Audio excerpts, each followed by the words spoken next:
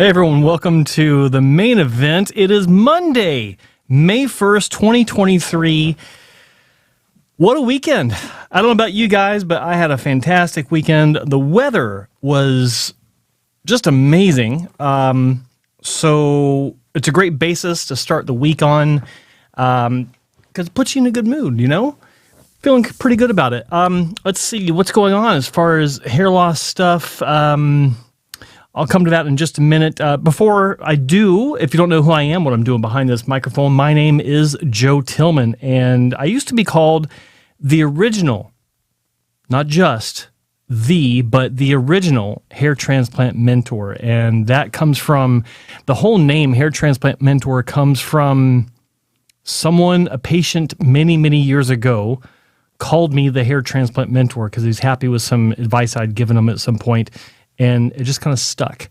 And I made my first website after my initial free Yahoo website I got for creating an email address from years ago.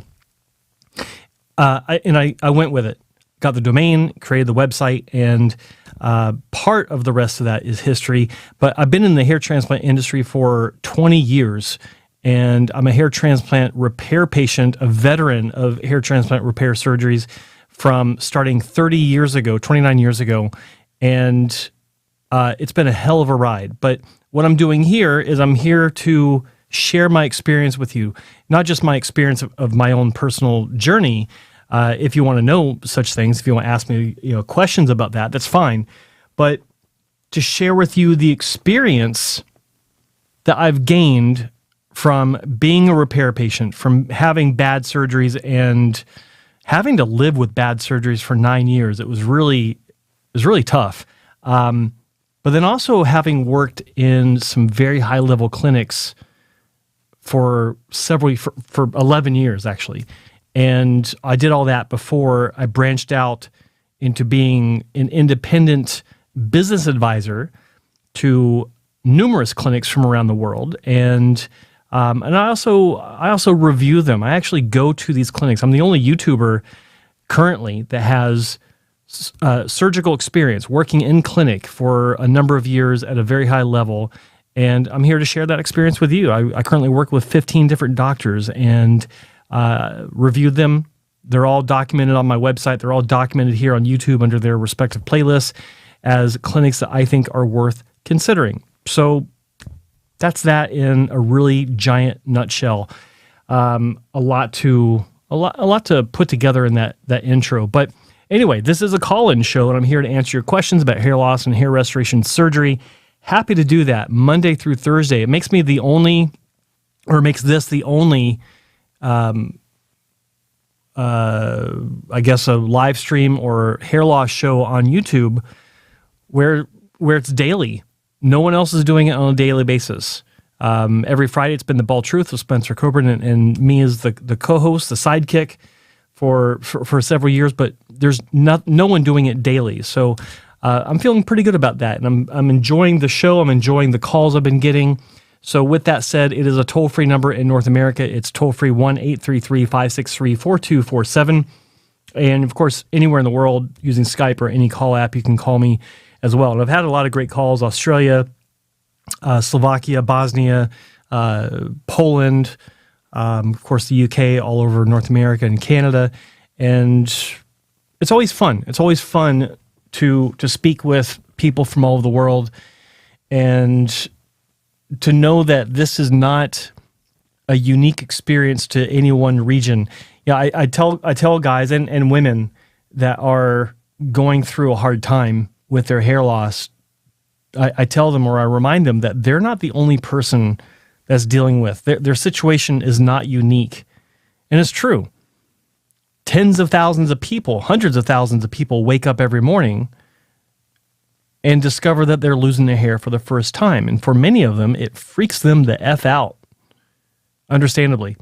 And so when I'm speaking to people from across the globe daily, it's just a nice reminder that you're not only are you not the only one dealing with this, it is a global issue, and it's just one additional issue in this world that brings brings us all together, that makes the world seem smaller. And I've had the pleasure of speaking to a lot of people about their stories, and yeah, they're all similar on one level or another. So yeah, kind of a rant there. But anyway, like I said, it's a call-in show. 1-833-563-4247, toll-free in North America. I will take some questions in the chat room if anyone has any. There's 20 people right now, 21 people right now in the or on the show watching and or listening. And so got a question, throw it in the chat room. Until we get a phone call, I will address them. Trying to think of what else is going on. You know, I had Dr. Joseph Yaker on last week, and you know, aside from him being a fantastic guest and a fantastic doctor that I work with, he is a hair transplant mentor accepted member. We were talking about MSM, which is methyl sulfonamate. It's a pretty long word. Can't remember how to say it exactly. And I remember about 20 years ago, or actually about 18 years ago, a patient that I knew that had also gone through hair transplant surgery at the same clinic as I did back in the day. He started taking MSM supplements on a daily basis, and he started talking about the benefits for his nails and his hair. He's talking about how his hair grew faster. And I didn't really do a lot of research on it. I just want to make sure it wasn't going to, you know, harm my liver or make me, you know, have issues. And so I did, and it seemed like it was pretty safe. So I started taking it, and I noted, yeah, it actually did make my hair grow faster.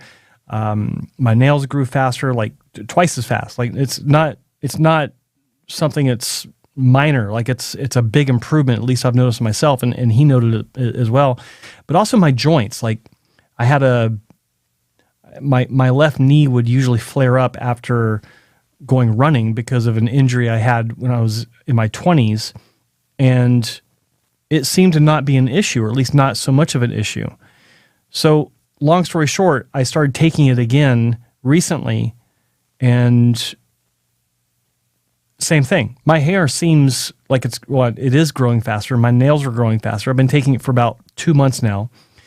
And I mentioned it to Dr. Yaker, and he agreed. He said, yeah, actually, there are studies on this.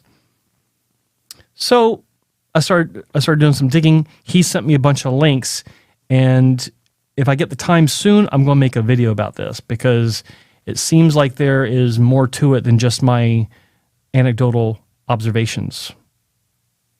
Pretty interesting. I think I got a question in the chat room.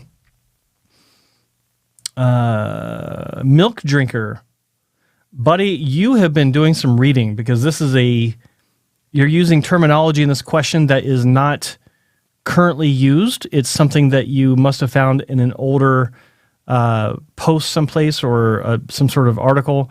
The question is, do chubby grafts grow better than skinny skeletonized grafts? And just for those of you that don't know what that means, a skinny skeletonized graft is a graft that has been refined under microscopic visualization to the point where there's very little adipose fatty tissue around the base of the graft. And there used to be a lot of argument back in the day, in the mid-2000s, about the differences between chubby versus skeletonized grafts. Do they grow as well? It was a very valid question. And the reason why that question came up is because some clinics would use the microscopes to refine those grafts down to their bare minimum that they felt would be enough for the graft to grow properly, while also allowing for smaller incision for placement. It's very logical when you think about it. But it was also a logical concern. Are you cutting away too much adipose that takes away the ability for signaling to happen for the graft to survive the process? And the answer is sometimes chubbier grafts do grow better. If a clinic is not experienced with dissecting grafts and trimming grafts, it's a very important aspect of proper graft work is using a microscope. And just a segue for a bit, when I talk about Microscopes in my, I call it the seminal YouTube video on hairlines that I created 5 years ago, Celebrity Hairline Disasters, the Kyle Christie Effect, where I reintroduced to a lot of you the concept of using microscopes for, singles and doubles and such. What I didn't go into, because it's a little bit more of a rabbit hole subject that a lot of people wouldn't be able to really grasp onto. Like it took a lot for people just to grab on the concept of using microscopes. But microscopes are used for more than just sorting ones from twos from threes. They're used to create ones and twos in scenarios where they're necessary. But even beyond that, they're used to refine those grafts. I've used the word refine quite a bit in my descriptions, or in my discussions. But refining grafts is to literally make them smaller, to trim away the excess tissue so that you can have a smaller incision, so that you can place grafts closer together, so that you can have less trauma in the recipient's scalp, so that you can have higher survivability and better density. That's what all this leads to. That's what the benefits of that are, subsequently each step. Hope that made sense. So, yes, they can grow just as well as chubby grafts if the clinic that's doing it is experienced, if they know what they're doing. So, more of an answer than you were expecting. Hope it was beneficial. Hope you understood that. Hope it made sense. S187, Privyet Joe, Privyet. Would you consider doing one of these days an episode about supplements, not just MSM in general? Yeah. You know what? Do me a favor. Go to my Instagram, @JoeTillmanOfficial. Follow me, and then send me a DM request, and send me the list of supplements that you've heard of, and I'll consider that for a video. It's a good question. Another question concerning the future of hair transplant surgery. What do you think would come next after FUE? I don't think there will be a surgery after FUE. FUE is the end game of surgical hair restoration. It's just the refinements that will come to FUE, and then combining regenerative medicine and one of the treatments that's coming down the pike. And then eventually the cure, if that ever becomes a thing. Brotherbond 60. After listening since day one, it's remarkable how many advanced Norwoods I notice on a daily basis. I know. Try living a day of my life walking down the street. Like over the weekend, my wife and I went to downtown Vancouver on Saturday. It was just amazing weather. Like it was hot. It was, I almost got burned. I had a lot of sunscreen on, but it's like it's like a disease. I can't stop looking at hair. And anyway, yeah. But define after listening, or explain after listening since day one. You've been watching the show since day one, and if so, how did you find the show? Were you already a subscriber, or did it just pop up in your feed? I'd actually like to know. Thank you. And while you guys are at it, while he's looking at that answer and looking me up on Instagram, please like this video. It's the first one of May. It's going to be a long month, 31 days. And I think it's the first full month, or will be the first full month, of me doing a daily Monday through Thursday hair loss and hair transplant surgery live stream. So do me a favor, hit the like button. Show your appreciation. I could use it. And of course, if you're not subscribed, subscribe and ring the bell for all notifications, because I got more stuff coming. Like I've been having some great doctor guests coming on. I've got some non-surgical guests coming on at some point, trying to work that out. And also be sure with, if you want to be able to take part in the chat room, I've got set up to where you can't take part in the chat room unless you are subscribed. So if you want to interact with some of the great people that we have in the chat room, ask questions, like a lot of stuff is going on there that, it's kind of almost separate from what I'm doing here. You need to be subscribed. So I appreciate your support in that as well. And also remind everyone, this is a call-in show. So if you want to call and get some questions answered by me, the number is toll free in North America, 1-833-563-4247. And of course, worldwide with any calling app of your choice. Back to the questions. Let's see. Yes. So in other words, the next logical step would be hair cloning or something like that. I don't think it'll be cloning, to be honest with you. I think it'll be something more along the lines of CRISPR, gene editing, to where it'll be addressed on the genetic level. I think that would be more likely, but we'll see. Let's see. There was a note in a tretinoin study that one participant had several hair transplants that had very poor growth, but after starting tretinoin, he saw a dramatic growth of the grafts. What do I think? It's too vague. Like, how long after the quote unquote poor growth did the tretinoin turn things around? Was it during that first year after surgery, or was it 5 years after surgery? I don't. Send me the link. I'd love to know more at Joe Tillman Official on Instagram. Let's see. Who do you recommend in LA Santa Monica area for a hair doctor? I got one on my website. You can check them out. And there's others. Like I don't need to throw names out. Just go to my website, hairtransplantmentor.com, and look under doctors and pick one out. Parish Parsa, any solution for people with no donor?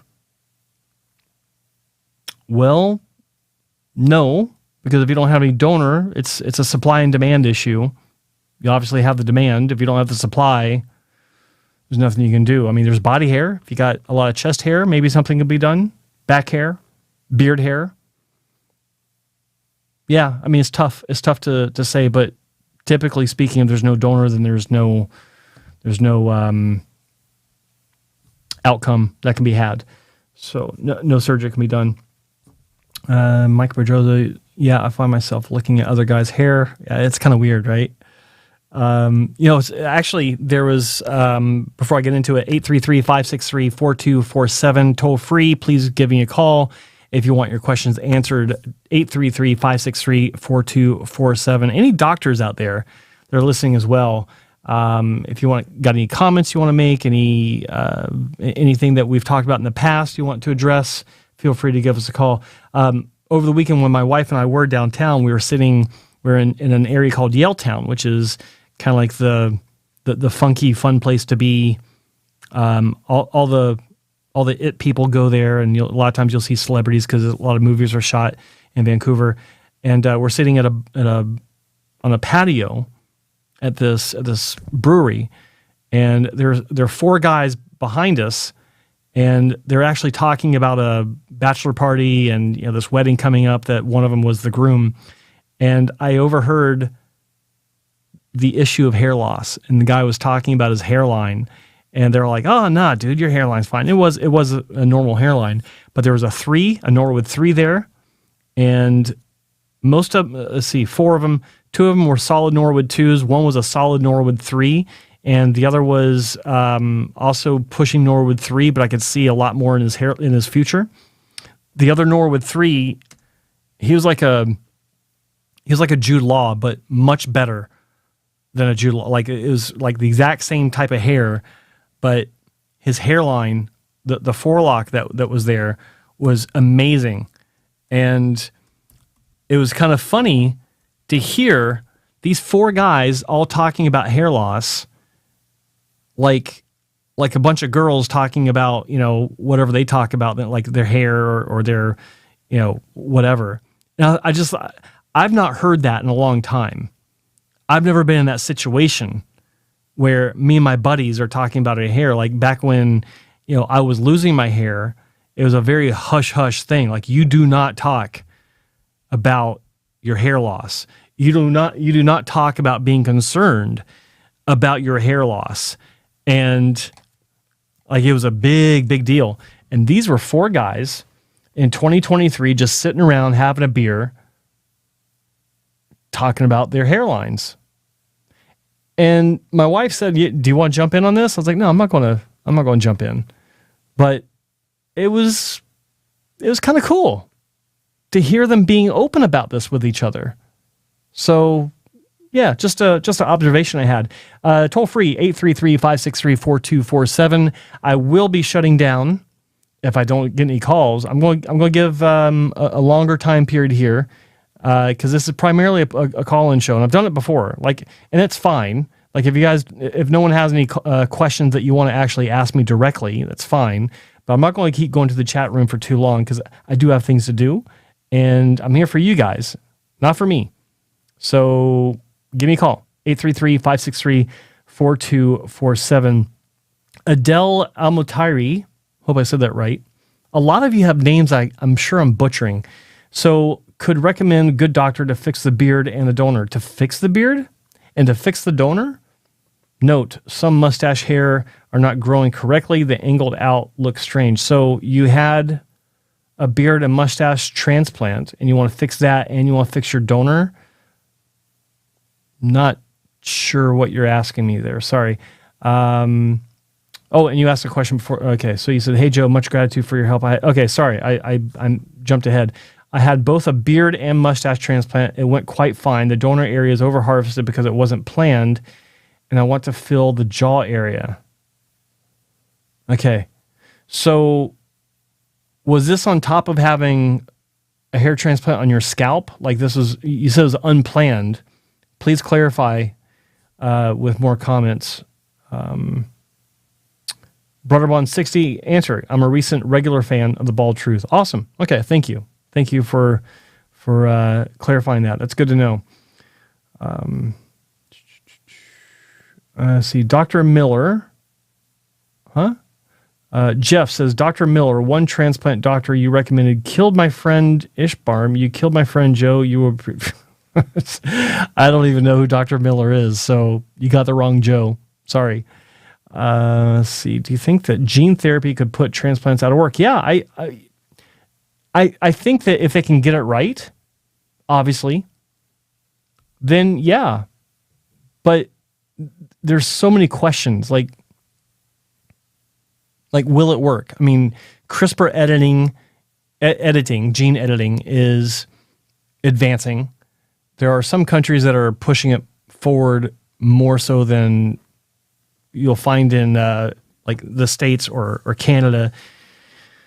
Some of it's questionable as far as the ethics go, but if you can edit genes of people to reverse issues, disease or what have you, I fail to see why hair loss can't be included in that. It is something I think that if they can get right would definitely eliminate hair transplant surgery for sure.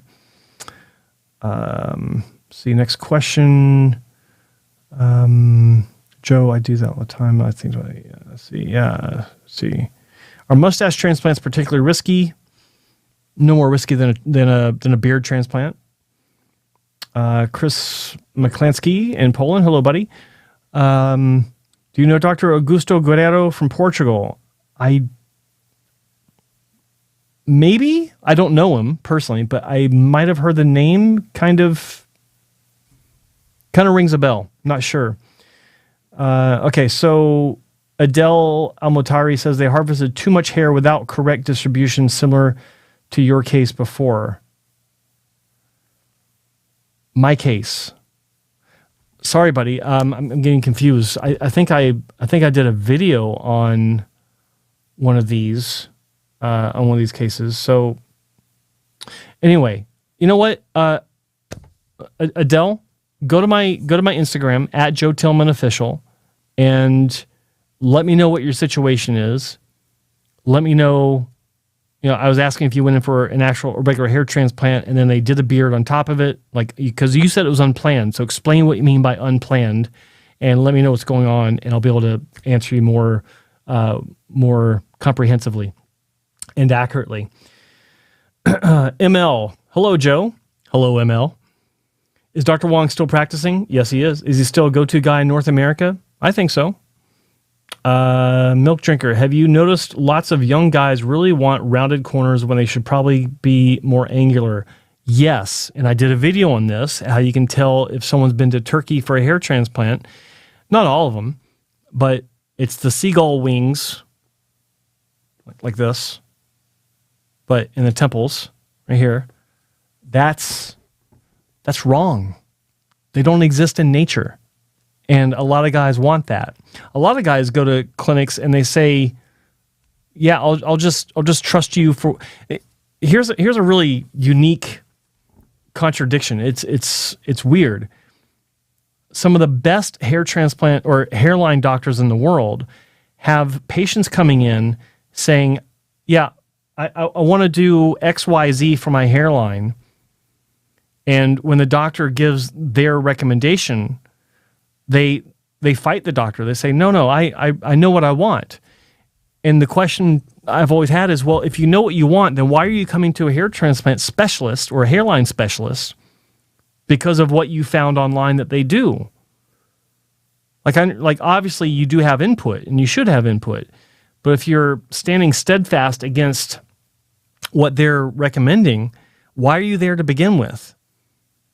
You should be there to say, tell me what you think, and then they show you, and then you can request modifications based on, whatever, and you come to an agreement. But then clinics that have sketchy reputations and they put out these cookie cutter gull wing temples, people show up and say, just do what you do. Just give me a good hairline. And they draw these things. They're like, yeah, looks good. Yeah, let's do it. I don't get that. It's just weird to me. Let's see, Sergey. Some doctors say FU extractions of beard grafts from the face, not under the chin, leave almost no visible scars because the face heals perfectly. Do you agree? I kind of do. Let's see, let me focus on this. I'm going to say FU extraction, beard grafts, not under the chin. Oh, okay. I'm glad I reread that. Beard grafts from the face, not under the chin. I'm not a fan of taking a lot of hair from the sides. In fact, I don't know of any doctors that do not take from under the chin and go into the cheeks. I could be like, I haven't thought about this, like, who does that and who doesn't.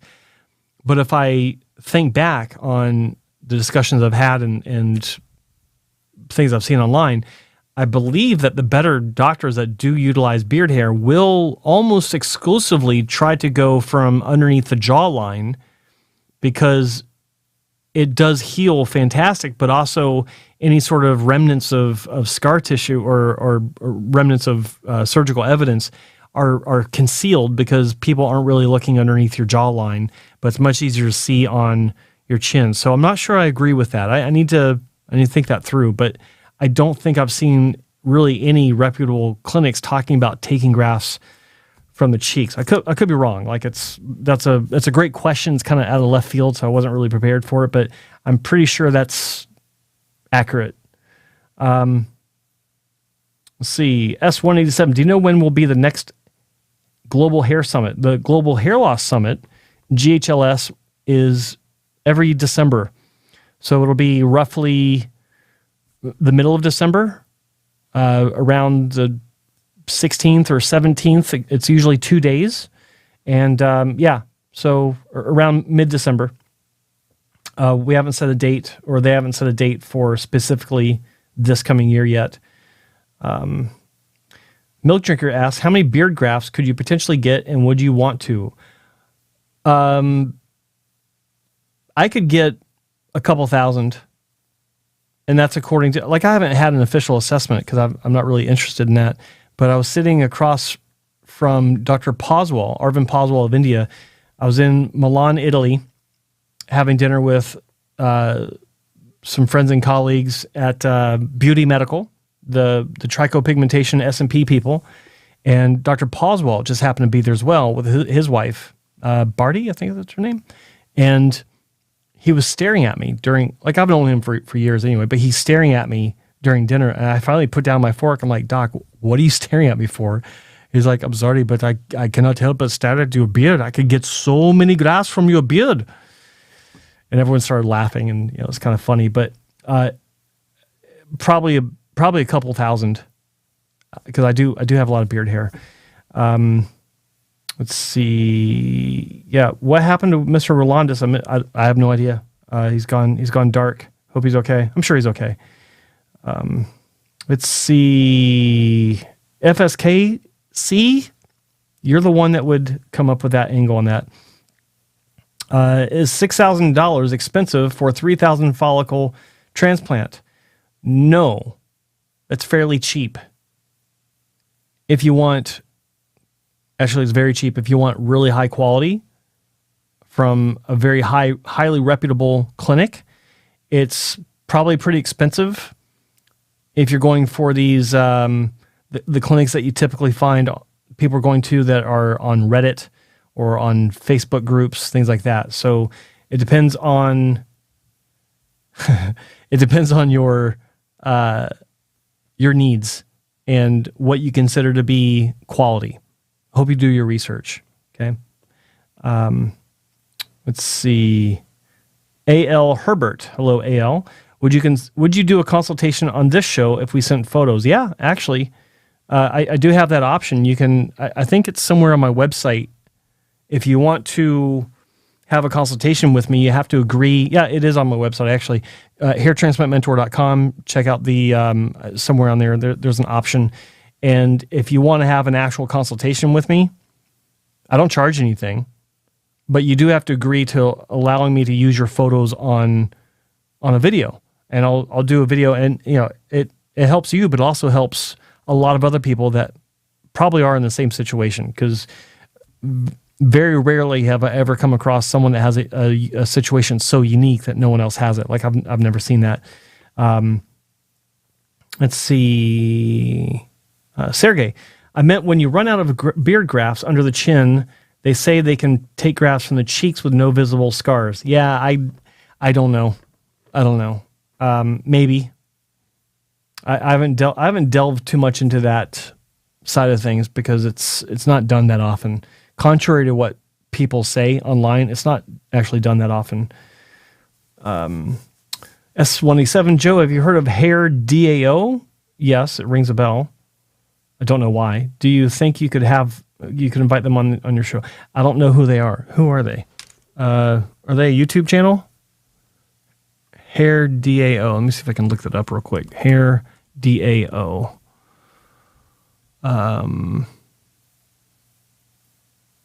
Is an open source investment and operating organization funding early stage research and companies focused on better understanding and treating hair loss. Okay. Oh, okay. Oh, I get. Oh, okay. Got it. Sure. Yeah. I won't get into any details, but I am talking to some persons about coming on the show. So subscribe and ring the bell for notifications. That's such a great segue. And don't forget to like the show, people. Hit the like button. And this is a call-in show. Toll free, North America, 1-833-563-4247. The number is down in the corner. Is it still in the corner? Where's my mouse? Yeah, right there. It's still down in the corner. Number's right there. Give me a call. Let's talk. Let's see. Chris, Joe, you want to use my photos in my case to warn others to be careful and let them get cheated like me? I might. I might. I just got a lot of stuff going on with other videos. I'm actually behind on videos, and part of it's because of doing this show for you guys. This is 2 hours out of my day every day. Let's see. Zlatan Abramovich. I want to call you through WhatsApp. Is it possible? Well, I don't know. You'd have to add my number, my toll-free number. But my toll-free number isn't on WhatsApp. I don't know how that works. If you have Skype, just like anything other than WhatsApp, because with WhatsApp you have to actually have both phone numbers are signed up for Skype. So this isn't this isn't, so, no, I don't think you can. So download Skype or something like that. Let's see. Which surgeons would you consider for FUE 2 to 2,500 grafts if you're from Italy, considering Europe? Crown Zach asked that question. Well, the doctors I work with, like there's, I mean, they obviously pay me a monthly fee, but I recommend them because they're worth considering. I don't have people on my website. I don't make videos about doctors that I don't feel are not worth considering. That's why I do what I do, or part of what I do. Like behind the scenes, I work with clinics to help them be better. I advise them on how to up their game and, keeping it ethical, but, not being cheesy about things, but how to up their game and to educate their patients better before they come in for surgery and to, all that stuff. But I review these clinics because I think they're worth going to. Like I used to get I still get the question, who's the best doctor for X or for XYZ, all these different variables.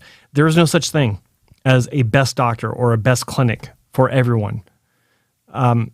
Because different people have different requirements. There are great doctors for crown work. There are great doctors for hairline work. There are great doctors for temple point work. There are great doctors that do everything. But it doesn't mean that they are the best for every type of patient. So, I do get that question a lot. And the first place I reference people is my website. And it's not because I get paid for it. Like I don't get commissions for telling people to go to my website to look at a list of doctors, because there's no way to track that. And I don't say, oh, well, you need to go to this doctor, blah, blah, blah. I have maybe a couple of times, but it's very specific situations where I think, well, this doctor actually, I know that they are good with this type of unique situation. So it's very rare that I'll do that. But yeah, just go to my website. But to be fair, like aside from doctors on my website, like in Europe, you've got, we'll include the UK, you've got Dr. Ed Ball, who is, to this day, he's still one of the most underrated doctors on the planet. And I think he's one of the best doctors on the planet, like really high up there. Only because the guy is so anal about the naturalness aspect, which I love. I love that. Like his work, I challenge anyone to look at any of his results and say, and to point out how it looks like a transplant. Even a smidgen, like it's so good. The downside is that, some people don't like his approach. And again, this is why there's no single doctor that's best for everyone. Some patients don't like his approach because they think it's not aggressive enough. And that's fine. Not a problem. But you can't deny the naturalness aspect. Like it's fantastic. So there's Dr. Ed Ball. There's Haddingen Hair in Schaffhausen, Switzerland. Excellent clinic. Not just like it used to be just FUT, like the only clinic in Europe that does big FUT ever, and now more so than in the past ever. But they actually do really good FUE as well. And I've got that highlighted on this on this hair transplant channel, or on this YouTube channel.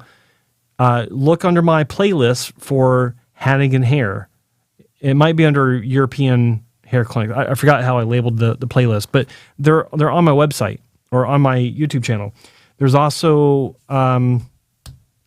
who else do I have in Europe? Well, in Turkey, there's Asmed. There's Dr. Bisher, and then not in my group of doctors. There's my buddy Bruno Ferreira. There's Bruno Pinto. Like I know these guys, and thankfully they're getting their recognition. Of course, there's Dr. Bazenga, Dr. Mwamba. There's who else? I think there's a new guy in Scotland. I can't remember his name. He's pretty good. Yeah, there's several places. So throw a rock. There's plenty of good doctors out there. I hope that answers your question, though. Let's see. Alex Zamora. I'm getting my transplant in Costa Rica. Huh? Costa Rica? DHI Global Medical Group, and that's the price they gave me for 3,000 follicles. The results are pretty nice. Very excited about it. Okay, so Alex, I want you to answer a question, or I want them to answer a question for you. And I don't know the answer to this because I've not looked at DHI's website in a long time. But you just said that the results look pretty good. DHI is a global company. They've got, I don't know how many clinics they've got, but they've got them all over the place, all over the world. You need to ask the person, the handler, the person you're dealing with at this particular clinic, if you're actually dealing with someone from this clinic. Like, are you dealing with the clinic specifically, or are you dealing with a call center, or like, I don't know. But the results you're seeing, were they performed by the doctor that you're going to go see? That's a very important question that you have to get the answer to. Like, you need to find out. And when you get to the clinic and you meet this doctor, I want you to have on your phone the results that you liked that brought you to the clinic. And you show them to the doctor and you say, are these your results? Like, did you do this case? If he says no, that was a colleague or whatever, there needs to be, what's your name? Hang on a second. Yeah, Alex. There needs to be an Alex-shaped hole in the wall of you hauling ass back to the airport. Because this is something that it used to happen a lot with national chain clinics that would have, a clinic in every major city of the U.S. and Canada, where you'd walk in and there'd be a consultant that was basically dictating the size of the surgery to the surgeon, not the other way around. That's a whole different story. And they'd have a book of photographs. You flip through it, actual physical photographs before, digital was an option. And they'd say, look at all these results. You're like this guy or you're like this guy, and we can do the same for you. But the doctor that's working on you, he didn't do those results. The results that you want, say if you're in the Seattle office, might be done by the doctor that's in Atlanta or New York. So you have no idea the skill set of the doctor that's about to cut you. Don't forget that. I want you to download those images. I want you to contact your handler and ask that question. If they say yes, don't take their word for it. Be prepared to leave when you get to that clinic and you show the doctor the results and say, is this your patient? If they say no to any one of them, get the F out. Screw your deposit. It'll be the best money you ever lost. Okay? Hope you listen to me. All right. 833-563-4247. It's toll-free North America and accessible worldwide through call apps. Give me a call. Crown Zach. Thank you, Joe. Big heart. You're welcome. What'd I do? I don't know what you did. Our ball. Oh, ball. Thank you. Okay. You're welcome. Let's see. Lika Jesus. What am I? I am considering getting a hair transplant from Feller and Bloxham. Is this a good idea? LOL. I don't know. Do they fit your priorities? Do they fit your profile for what you need out of a hair transplant? Are you fine with FUT? Like it's not Dr. Feller. He's no longer practicing. It's just Dr. Bloxham. Just so you're aware of that. Yeah, I don't know if it's a bad idea or not, or a good idea. Milk drinker. Not everyone should aim for high density because not everyone has enough donor hair, but everyone should aim for naturalness. Well said. Exactly. Let's see.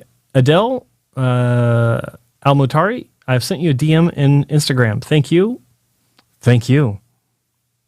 And that Instagram, everyone, is at Joe Tillman Official. Please follow me. I appreciate the support. Andrew Venom, greetings from the UK. Greetings, Andrew. Thank you. You can give me a call if you have Skype, 833-563-4247. Oops, looks like I missed a phone call. And looks like I did. Sorry about that. I don't know why I didn't hear it. Oh, I better know why. Because I logged out. Yep. I did not hook it up to my devices here. There we go. Give me a shout back. I can't believe I didn't have it set up. Toll free, 833-563-4247. Here I am bitching about not getting calls. And I had some good Reddit messages there too. Let's see. Greetings from West London, Hounslow near Heathrow. Oh, I know that area. It's FSK. Jesus. See, they'll just lie, Joe. Yeah, they will and say yes. Well, that's why I said ask the doctor, because the doctor usually is clueless about what the front desk is saying or what the handlers are saying. ML, Joe, can you do in-person consultations? I'm in the Greater Van area. Thanks. I usually don't, but I don't know if you catch me on a good day, hit me up on Instagram. Maybe. We'll see. See, Dr. Bloxham, solid choice for East Coast surgeons. He seems to be. Like, for the first few years, I didn't think he had enough time on tissue to speak well of him.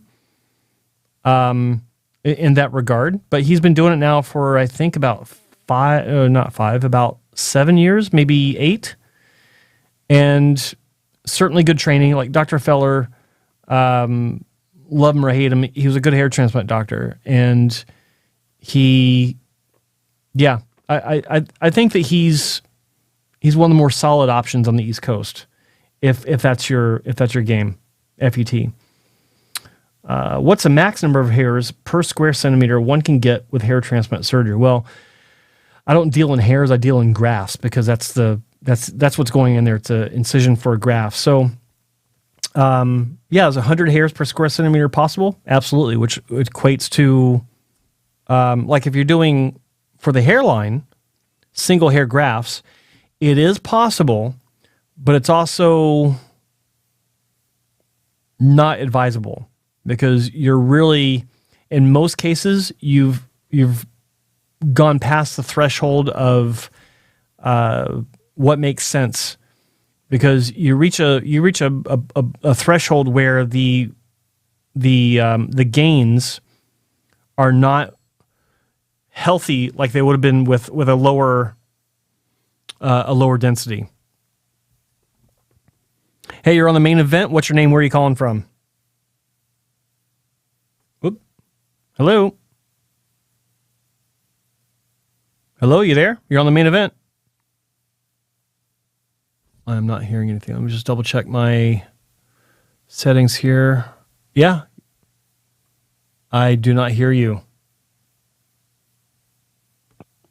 Double check. Oh, you still there? Yeah. Don't know what happened. Anyway,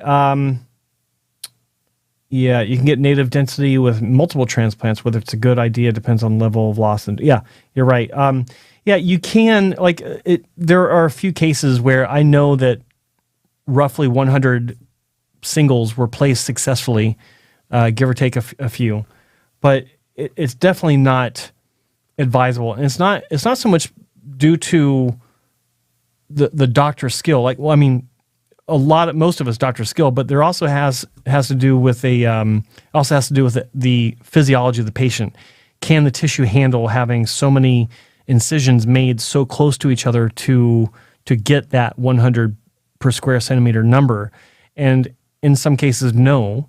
The connective tissue in between two incisions, like you make two incisions and that tissue in between it is not strong enough to maintain itself. That it literally just falls apart, and then you got like a giant incision that's 3-4 times bigger than just the two incisions close to each other. So, and then that means, more bleeding, more trauma, the whole 9 yards. And it's just not a good idea. So I tend to, like, I've seen high density placement. I've seen attempts at high density placement, and I'm of the opinion that while it can work, and it does work sometimes, I think it's better to go with a lower density and reevaluate for a second pass. It's just safer that way. And not to mention that if you're doing a hairline lowering procedure, it still looks much better with the lowering. And if you need more density, then so be it. But you get the baseline established, and that's more than half the battle. Let's see. Joe, are you familiar with Dr. Paul McAndrews? I am. He seems rather exclusive. I wouldn't say he's exclusive. He just charges a shit ton for strip surgery. I don't think he does FUE. Last I heard, he charges, and forgive me if this is incorrect, but at one point it was correct. He charges $10 a graft for strip surgery. Nothing wrong with that. Like if people want to pay that, it's fine. Why is this wobbling? But yeah, if that's what makes him exclusive, then yeah, he's exclusive. I don't know a whole lot about surgery, so I can't say a whole lot. But yeah, I can't say it's a good thing or a bad thing. Just what I know. Okay, Andrew Vernon, I need 5,000 grafts. AsMeds have said that it would take 2 days to complete. Yep. I've been told that maximum number of grafts that can be taken out in a day is 500 grafts. Any advice? Please clarify if what you said is what you meant to say, that you were told that 500 grafts is the maximum that can be taken out in a day, but you're quoted, I'm assuming from another clinic. Please clarify that before I answer. Let's see. Milk drinker. No. Do you have thoughts on Dr. Boneros? I think yes. Very good. Damn, you're good. That's who I was thinking of, Dr. Boneros. I know nothing about the guy. It's just I've seen some of his work pop up, and I thought it looked good. I didn't dissect it. I didn't zoom in. I didn't pinch and zoom to observe any more detail, but I thought, okay, looking pretty good. And it's stuck in the back of my head. Joe, do you know Jake Kent, the hair system guy on YouTube? I think that's who I think of when you ask me about the hair system guy. He would be an interesting guest on the show. I agree if we're thinking of the same people. Back to Alex Zamora. Okay, so regarding the DHI in Costa Rica, why Costa Rica? I already went to the clinic for a consultation. Yes, the results they showed me were from the local surgeon. She showed me quite a lot of them, actually, very natural looking. I'm loving your advice. Okay, awesome. But again, why, just curious, why Costa Rica? Why DHI? There are some other good options. I'm not going to try to talk you out of it. I'm just curious, why Costa Rica? Be interested to know. Any other questions here? And yeah, let's try, someone give me a call, because I'm not sure why that call, like you could hear it ring, but once I opened the line, it did not connect. It's running through the, let's see, let me just back up here to, hold on guys, I'm just doing some testing here. Roadcaster. Okay, there we go. Yeah, give me a call. Just at least so I can test out the audio on this. I want to make sure that the phone call is working. It's 833-563-4247. Give me a call. Answer your questions for you. Questions. So there's no way to make more donors in a lab. Oh, sorry, Parish Parsa. So there's no way to make more donor hair in a lab.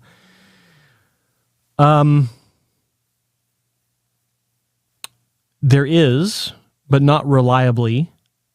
For instance, for all I know, my hair has been grown in a petri dish after being cloned about about 12 years ago, researchers came in from University of British Columbia. There was this older, he's actually quite old, researcher that was an expert. He was a dermatologist and researcher, and he was talking to the clinic about getting tissue donated so that he could work on this hair multiplication type of approach. So I love that type of thing as far as like the being a part of it. So I was like, I'll do it. So I had some follicles taken to University of British Columbia, very good school. And for all I know, my hairs were cloned. The funny part is, I heard jack shit about this after I participated in this. Like, there's no follow up. There's no nothing. I have no idea what happened. And I was too busy to really inquire. It was it was a small deal at the time. But you asked that question and it immediately reminded me of that. It's like, oh yeah, I actually had that happen. But hair has been grown in the lab. But the challenge is doing it consistently, doing it to the point where it's viable for the long term, as opposed to, replicating the cells in a lab and then seeing the beginnings of a hair form, and being able to create that in a consistently reliable fashion, mass producing it hundreds of thousands of times. It's no, not right now. And I don't know when that's going to happen, if it'll happen. If it does, it's going to be a long way away. Morty will call in 15 minutes, assuming I'm still on. Okay, thank you. Let's see. Yeah, I know. Norwoods can't spare any follicles. Yeah, I don't know. Like I said, never heard anything. You understand, researchers, their goal isn't to, like this guy, his goal wasn't to implant them on someone to see if they grow. His goal was to see if he could actually grow them to begin with in the lab. Putting them back in someone's scalp, that's like 19 steps away and years down the road, because regulations and all the testing they got to do, and research they got to continue to do to make it better if it's not as good as they want. So many different things go along with that. Nobody has much idea what makes for a natural beard line. You're right. I would argue it's the undulation, the inconsistent undulations that you want in your hairline, but much more pronounced in the beard. And I've seen too many clinics create that sharp line to make it look like it's already been shaved. No, that's not what you want to do. You want it to be sparse up in here. You want it to be, unpatterned, so that you can shave it the way you want it. I think that's the dumbest thing ever, to go have a beard transplant and place the grafts as if it's in a shaved line.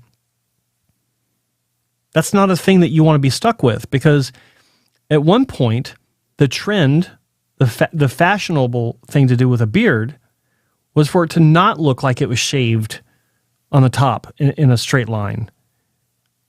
Like the more rough, the more unkempt look was the in look, and it's gone back and forth. So yeah, I think that's one of the dumbest things ever with beard transplants, is to create that line. It's like, even if the patient wants that, no, that's not the thing you want to do. Like, give them a natural one and let them deal with. Like, they want a beard, then they can treat it like a normal beard and shave it like a normal beard to get what they want. So. All right, Alex, I'm choosing Costa Rica maybe because I live here. So okay. Okay, so you live in Costa Rica. All right, do you recommend any other surgeon in Latin America besides the pricing is fairly accessible? Well, I like a couple of surgeons in Latin America. Like I think I knew DHI had a place in Costa Rica, but There's IHRS accepted member Alba Reyes in Dominican Republic, not far from you. She's really good. Website's being updated. It's not very good, but their Instagram has a lot of their results. She's really good. And then there's Yemi Alvarez in, forgot the name of the town, in northern Colombia. She's really good. Really good. So anyway, yeah, but you live in Costa Rica, so that makes a lot of sense. I thought you were traveling there. Tim Polis. Hey, Tim. Tim here with a Martin Landau story. Most of the people in chat don't even know who Martin Landau is, but he's almost Hollywood royalty. Like he's old school Hollywood. Still interested in Dr. Hughes, Dr. Armani. Want to consult with him. Hard to get. Do you think I could pay for consult with him? Of course you can. Chris McClansky, can you explain what is happening to donor area if they punch too many grafts? If transection is very high, can some of the damaged follicles regrow under the skin? Yes. If there's transection, yeah, I mean, some can regrow. Of course. Many more questions. By the way, people, the number 833-563-4247. That's toll free. 1-833-563-4247. Toll free North America and worldwide from any calling app. I just want a test call from anyone, just for a few seconds, so I can see if the voice section is working. Because that one call we had, you could hear the ringing, but we couldn't hear the guy. And it can't be from anything I've got set up on my board here. It has to be a problem with the system. So, yeah, it's 833-563-4247. People, we have been here for an hour. Okay, good message there. All right. Oh, I got two calls. All right, I'm going to take the first one here. Hey, you're on the main event. What's your name? Where are you calling from? All right. Oh, I got two calls. All right, I'm going to take the first one here. And I hear myself coming back. Please turn your speaker down. On the main event. What's your name? Where are you calling from? Hi, Joe. Hello. I just calling to make test call. Oh, great. Okay, well, we know it works. Is this Chris? Yeah, it's Chris from Poland. Yeah, yes. Awesome, buddy. How you doing? But I'm fine. But if I'm on the line, I want to ask you. Well, that's what I'm here for, my friend. Ask away. Okay. I've got dilemma because some of the doctors and the good doctors propose to me that they will do my repair job pro bono. That's a big problem. About 4 of them. 4 of them? Yeah. Wow. Okay. But the one that I would like to go to him, he didn't propose that to me. So. Okay. I don't see the problem. Okay. If the doctor that you want to go to is not offering pro bono, like, were you expecting any of this work to be offered pro bono? No. Then there's no problem. Go to the one that you want to go to. Okay. He told me free surgery, so I think even next month I will go to do the first one. To punch out the grafts. Look, I'm very pleased that you got 3 offers of pro bono work. I think that's fantastic. Good for you. And I hope that they're from good clinics. You don't need to name them, but they're from good clinics. Okay. That's excellent. I'm glad to hear that these clinics wanted to help you. What was this?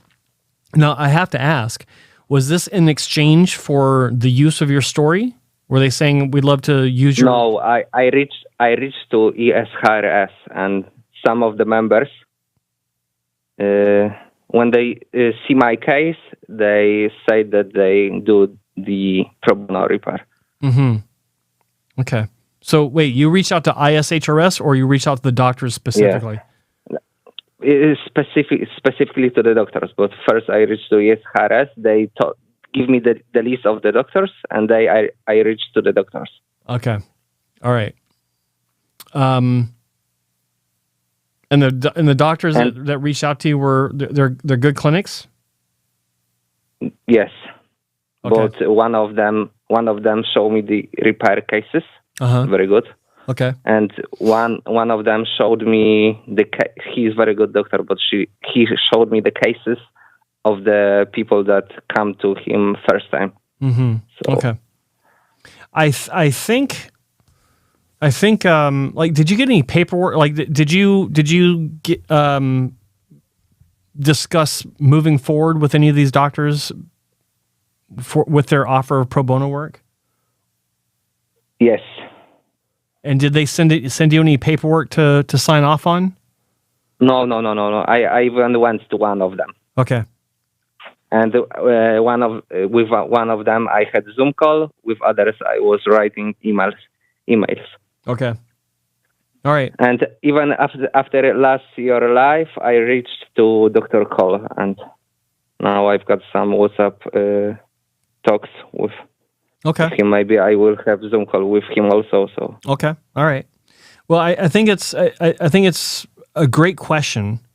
I mean, you didn't really ask a question. You're just saying that you have a dilemma, but I think it's a very valuable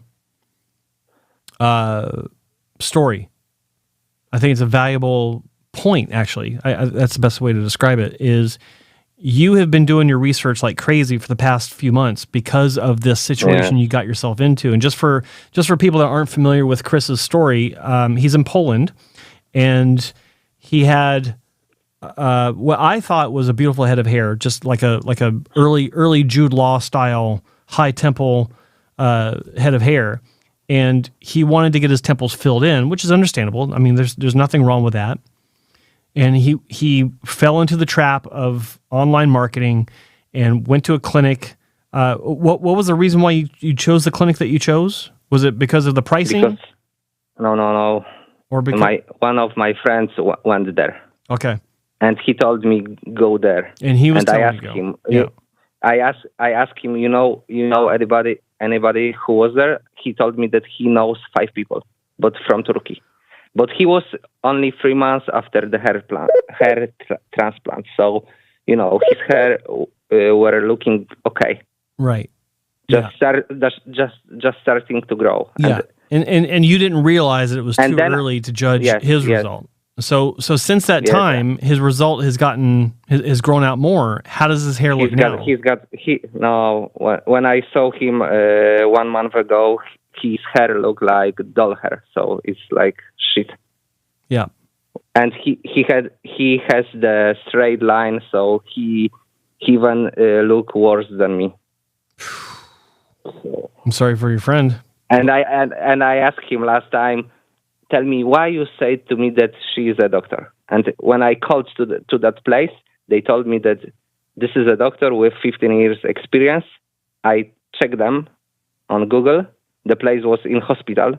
When I went there, there were a lot of people like in normal hospital. Mm-hmm. And even I signed the papers not with that fake lady, but with the hospital. Yep. That's why I thought that the surgery will make a real doctor, because the place is in a hospital. Yeah. But I make a lot of mistakes because I didn't ask them about the microscope. Well, everything was there. That was the last of the questions you need to ask. There are a lot of other questions to ask before that, but that's another issue altogether. But again, for the people not familiar with the story, so he went to this clinic and they wound up placing a lot more grafts than they originally estimated into areas that he was not there to have actually transplanted. He was there for his temples, and they wound up placing grafts throughout the top of your scalp and into your crown. Is that last part right? Into the crown? Yeah. And the lady made a lot of incisions on my scalp. Yeah. Now, I think now I've got less hair than before. Yeah. And there is no baldness in my family. Yeah. My father is 70. He's got a lot of hair. My grandfather, one, and other, the same. Yeah.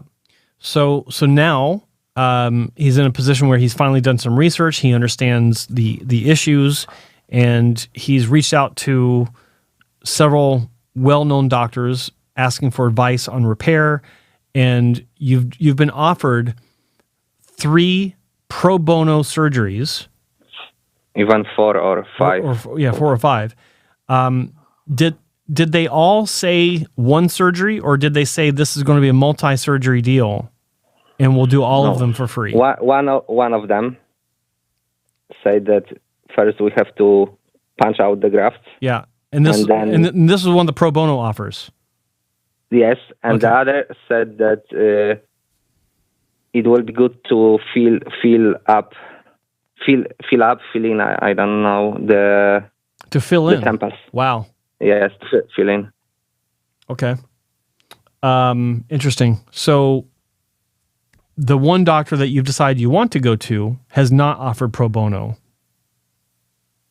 Yes, but even when I reached to Dr. Cole, somebody from him was WhatsApp with me today, and even he asked me if I want to fill in everything or I want to repunch the grafts. Mm-hmm. Well, this was the consultant asking this, not the doctor. Yes, no, not the doctor. Yeah, that's the Dr. Cole will probably suggest removing them. So my advice is, if the doctor that you want is not offering pro bono, then I think that's fine. I think that if you can afford him, then the money is irrelevant. You go to the doctor that you want to go to based on your research. Because just because someone's offering it for free doesn't mean it's going to be what you need. I know. It could wind up being a free screw up. You know? I know that now I can't do any mistake. Yeah. I mean, there's no guarantee with any of this. Any of these pro bono doctors, and the one that you're talking about that is not offering it pro bono, that you might be paying full price for, it could go wrong with any of them. What won't go wrong, more or less, is the extraction, getting rid of those grafts that you've had placed in the temples to begin with. Okay. That's pretty straightforward. You think if they put them one more time in donor area, they will grow in the donor area? A percentage of them will, yeah. Like, I don't know how many will, but if it were me, everything I know about your case, I'd rather have them put back in my donor area to try to thicken that up a bit. Depending on how many depends on how many they can get out, and if it will actually make any sort of difference. If they think, ask them this. If they don't think it'll make a visual difference for your donor area, then don't waste your time. Maybe add them into the top of the scalp where you feel like it's a bit thinner than it was before your surgery. Okay. Where it's hidden by the rest of the hair, and it won't be, it'll blend in, and it'll help add more fullness to the top of the scalp. But wherever they go, as long as they're not remaining in the temples, that's what you want to achieve. Everything else is secondary. Okay. I have to tell you that I even asked that doctor, can he teach me how to be a technician? Yeah. I think that's a good question. What, you think you might want to get into the business? He told me that I can send a CV, so I will try. Because that would be fantastic. I can do that. I think I can do that. That would be fantastic. If you wind up getting in the industry as a repair patient, buddy, good for you. You can learn about this and maybe counsel people on what to look for, what to avoid. Yeah. That'd be fantastic. I think about that. One thing at a time. You got the repair surgery to deal with, and like I told you, it'll be more than one surgery. And the doctor that you're considering is telling you the same thing, so that's good. And I think you've got a bright future as far as this goes. It won't be perfect, but I think it'll be a significant improvement, because never forget, as a repair patient, the number one thing that you want is naturalness. I know. Everything else is secondary, my friend. You don't want it to look like you've had a hair transplant. And I think this is the route to take to achieve that goal. All right. I know. I still got a lot of hair, but they've made big mess on my head. Yeah, I know. It's not. I know. But you're on the right track. I think things will be looking better for you. All right. Okay. All right. Thanks for calling, Chris. Appreciate the call. Take care. Bye. Bye-bye. Bye. 833-563-4247. It is toll-free in North America. I had a few calls come through. I was on the line with Chris. You can give me a shout back, and we'll see if we can't get you on the air. Appreciate you guys giving us a call, and thank you for everyone in the chat room that's continuing to keep things moving along. I'd like to see some more likes on this video, on this live stream. I would appreciate the support on that. And, of course, if you are not subscribed and you want to take part in the chat room, you need to be subscribed. So please hit the subscribe button and ring the bell for all notifications, because I had another doctor call me today about coming on. So that's going to happen. Still trying to get our schedules worked out. They're very busy. Like they're the kind of doctor where they're always in surgery. So it is going to be tough to get this doctor on during the day. Like I might have to change my schedule, which I'm going to have to do for my European doctors. Dr. Ed Ball, Haddigan Hair, they're going to be on. My Turkish doctors, they're going to be on at some point. So, yeah, we'll see. But hit the subscribe button. All right. Hey, you are on the main event. What's your name? And I think I know where you're calling from, judging by the area code. Hello? Hello? Hey, yeah. Hello? What's your name? Where are you calling from? I'm Grant. I'm calling from Tennessee. Yeah, I saw your area code. You're in East Tennessee. Where are you calling from in East Tennessee? The Tri-City specifically. It's a little bit above Knoxville.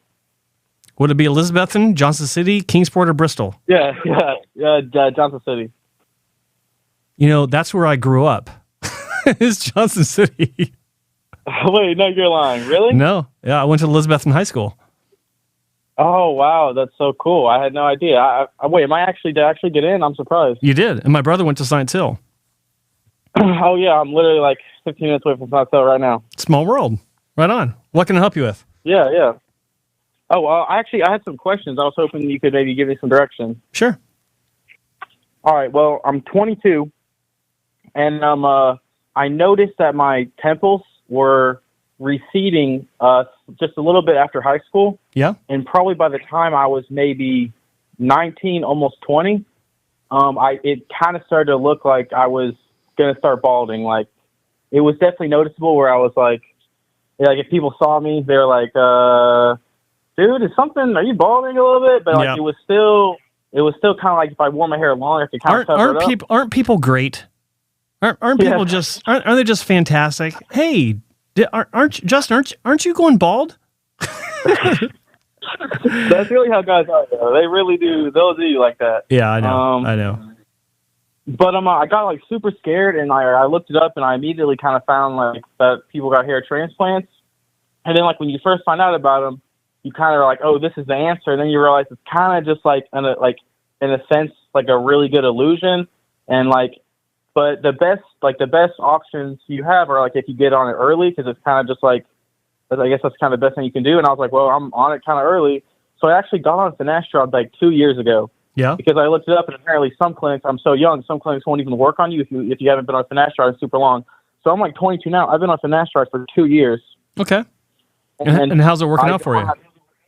Well, I don't have any symptoms at all. Like the first few months, I was really nervous about it, and I would only take one pill. I got them Keeps.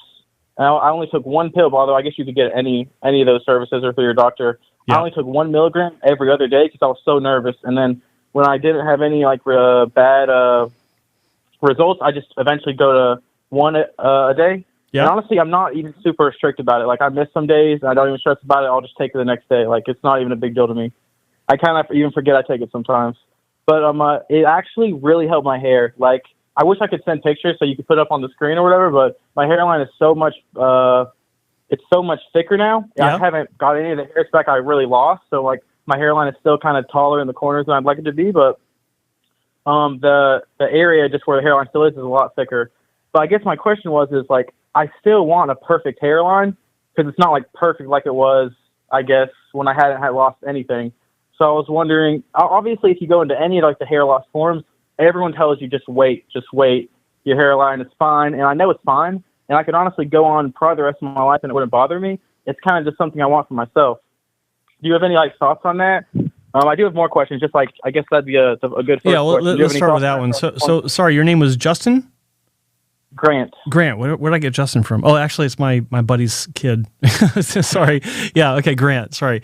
All right. So define perfect. Like you said, you want it to look like it looked before you started losing your hair loss, but was that considered to be a juvenile or like a teenage hairline where your temples filled in and like it was like this curvature going on? Like, what are you talking about? Perfect. That's a good question. Well, obviously, like I know exactly what you're talking about. When I was, a freshman in high school, it was perfect in the sense that it was a juvenile hairline. Like the temples were like perfectly juvenile. Yeah. I don't want that.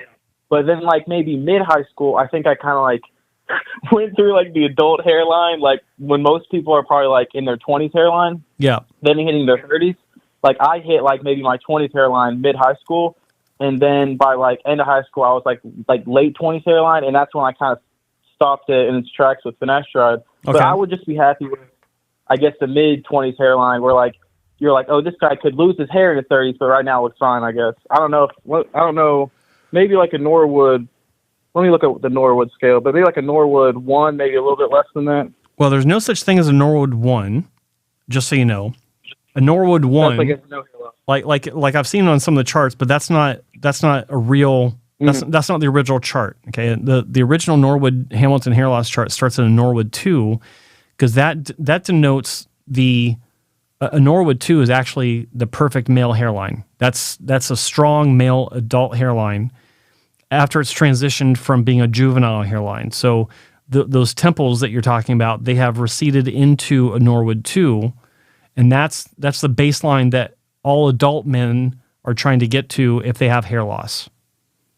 So anything stronger than that is considered to be juvenile, where the temples are blunted and closed off.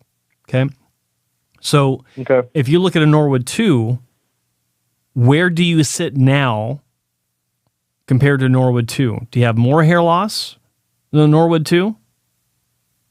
I think one temple is maybe exactly a Norwood 2, and I think my left temple is a little bit closer to a Norwood 3.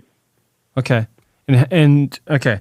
So, well, actually, let me rephrase that. If you say it's the perfect male hairline, I think maybe they're both a 3, and then maybe the left is a 3.5.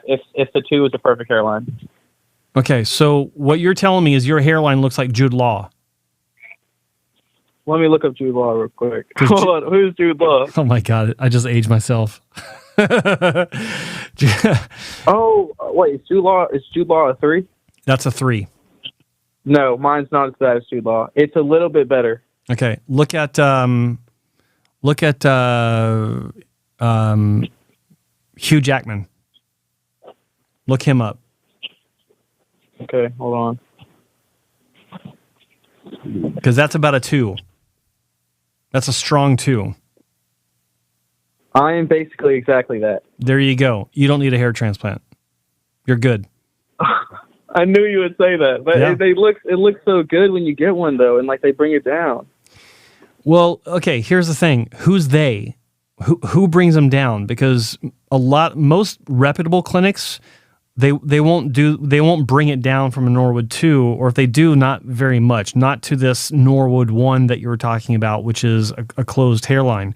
Some places are a bit more aggressive in that regard, but they're extenuating circumstances. Like they've done a lot of background research on the patient, and you're on meds, which is great. You've been on meds for 2 years, which is actually one of the things that aggressive clinics do look for. Good aggressive clinics. But if you're looking at clinics that cost as much as a broken down used Civic from 1992, and they're saying 5,000 grafts and we'll bring your hairline down, and you think that looks good, then you need to do more research. Like You're 22 now, but you're going to be 25, and then you're going to be 32, and then you're going to be 42. What's going to happen to the rest of your hair? Is there any hair loss in your family? On your father's side, mother's side? Yeah, it's not really bad on my mother's side. Everyone kind of maybe loses it after like mid-30s. They start losing it late 30s. On my dad's, they all go bald by like in their 20s. They're all going bald. And let me guess, you look more like your dad's side of the family than you do your mother's side of the family. It's actually a pretty good mix. It's a good mix? Okay. Yeah, it's probably perfectly mixed. Okay. So here's the thing. That's the last thing you want to do is get that hairline, quote unquote, perfect, because the rest of your hair ain't going to be perfect. All right. Finasteride works really well, and it sounds like it's working well for you. I'm super happy for you. But understand that it might not have stopped your hair loss. It might have just slowed it to a crawl, where in 5 years, you'll notice that the area behind, like if you have a hair transplant tomorrow, you find a great clinic that gives you the hairline you want, and you're set. 5 years from now, you start noticing this area behind your transplanted hairline. It's a bit thin. It's like, what's going on there? I have to style my hair. I have to brush my hair forward to cover that spot. What's going on? And then you notice that the back of your scalp, the whirl pattern, that little area in the rotation of your scalp, it's a little bit bigger. Or one of your friends that was so kind to say it looks like you're going bald says, dude, you're going bald again in the back of your scalp. This is what happened to me when I was 17. But you've already spent 1,500, 2,000 grafts of your donor area to fill in your temples. And guess what? The area behind that hairline, as it continues to thin and move backward, guess what you've got in the front of your scalp? You got two bull horns sticking out of hair. What do you do with that? You have more hair transplant surgery, which is almost guaranteed. If you have one surgery, you're going to have a second one at some point. But because you've had those temples addressed, the second transplant has to work with those temples. You're right, yeah. Whereas if you don't have a hair transplant into those temples and you just enjoy the hair that you got now with this turnaround that you say you've gotten with finasteride, and then it starts to recede later because it's not working 100%, well, then you got a clean canvas to start with, to where you can do that Norwood 2 hairline surgically and look like a normal dude as you continue to age. And if you need more work, you just go behind it. You don't have to work. You don't have to worry about these strange horns of hair sticking out of your head because you jumped the gun when you're, 22. That's exactly It's exactly what I went through when I was, wait for it, 22 years old. I was the exact same age as you. No. I was living in Johnson City. No. I'm going on the same path. I was living on the corner of Maple, and I forgot the cross street, but it's right there at the base of ETSU. I'm trying to think. I know I run sometimes, like to exercise, and I run on all the tree streets. Like, so I've hit Maple probably before. Well, when Maple comes out onto what's that parkway that goes there? It intersects University with Parkway? Yeah, University Parkway, and you go across into ETSU campus. There used to be a house on the right hand side there. It's been demolished since then because it was a dump. But that used to be my house. It was a house that me and my buddies rented. And across the street from it was Poor Richard's, the deli, where I used to bartend. It's not there anymore, I don't think. I was about to say, I've never heard of Poor Richard's. But. Yeah, it was the place back in the day. But he wanted me to go with him down to Knoxville to have a consultation with a hair transplant doctor. He wanted me to go with him because he's like, I need your support because we don't talk about this shit. You and I do, but no one else does. So that's where it all happened. I was in Johnson City, and I went down to Knoxville and had a consultation, and the doctor said, yeah, I can help you too. I'm like, oh, I'm not really losing my hair like enough to have a hair transplant. And he goes, yeah, you are. I'm like, no, I'm not. No, I'm not. And he goes, yeah, you are. I'm like, maybe I am. Okay, all right, fine. You just freaked me out. So I wound up having a surgery. I wasn't there for surgery, but he talked me into it. Now, I didn't have the benefit of Propecia or Proscar or finasteride or, whatever you want to call it, or even Rogaine at the time, because he didn't tell me about it. I didn't know about it. Proscar was available for prostate in 92, so it was like it just came out, but it wasn't for hair. Rogaine had been around for a couple years before that, but he didn't tell me about it.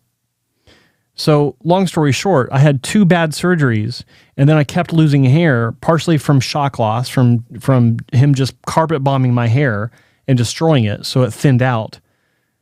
And then I went back for a second one because I wasn't happy with the first one, and he did the second one at a reduced cost. Oh, that was nice of him. And that turned out to look like dog shit. So by the time I was 25, I was actually back in college. I was actually going back to ETSU, and I was in the drama department. I was not in the drama department, but I was actually in the theater department. I was acting on stage there, and I'll never forget. I was 25.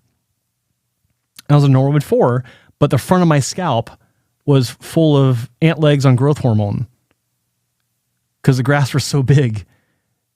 They're like small plugs, and they're standing vertically. I couldn't brush it forward properly because it had the strange angle to it. I had to brush it to the side or to the back.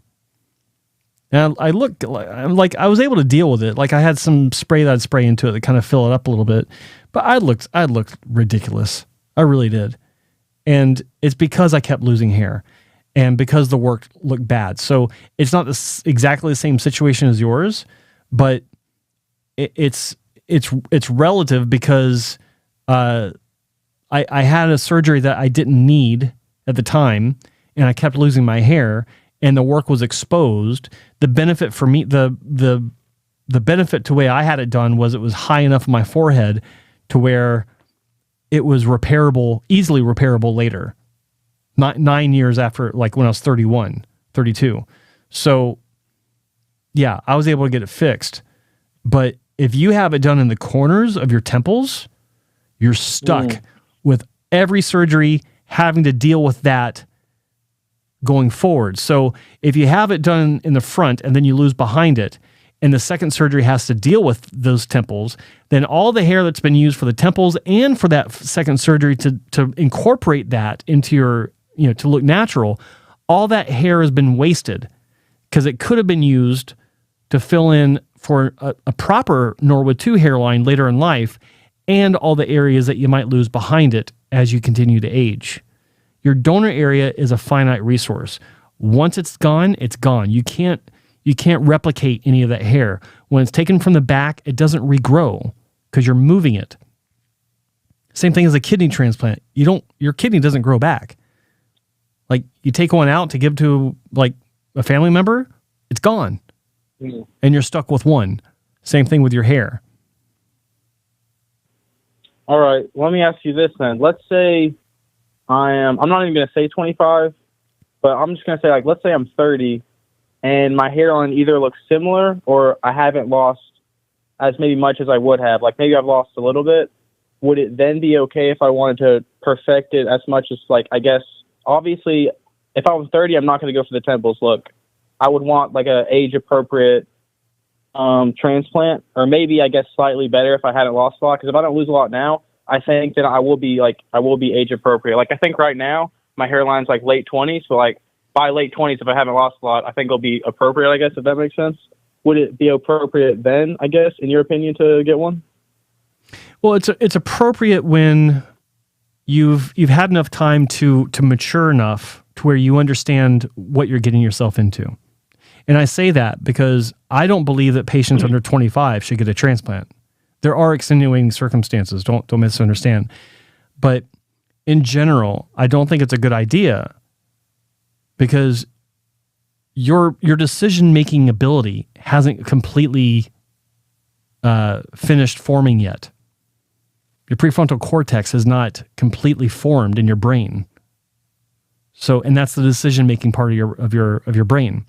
So I think that when you're 25, that's a good general place in life to where you can start legitimately thinking about this and expect to have a grasp on your situation.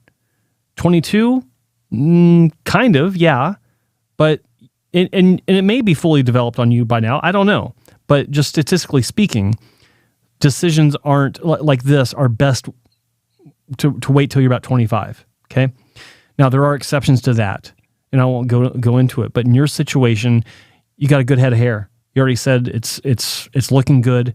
It's a little high in one spot, not your ideal, but it's better than it was because people aren't saying that it looks like you're balding anymore. So when you're 30, sure, that's appropriate if it makes sense. When you're 30, you may not want one. You might be like, I'm making bank. I'm making money. I still look good. I don't look like I'm bald. I look like I'm still a young guy. I'm out on Boone Lake with my boat. It's like, why? It doesn't matter. Or maybe it will matter. In other words, I don't know. I can't tell the future. It's 8 years from now. You got a lot of time to think about that. You got a lot of time to make your money. You got a lot of time to, solidify your life, your path. You got so many more things. Dude, when I was your age, if I knew a fraction of the stuff I knew now, hair transplant surgery would be the last thing I'm thinking about. Like, I'd be doing so many more things. I'd be in such a different place right now. So move on. You win. You got the medication. It's working. You want perfection?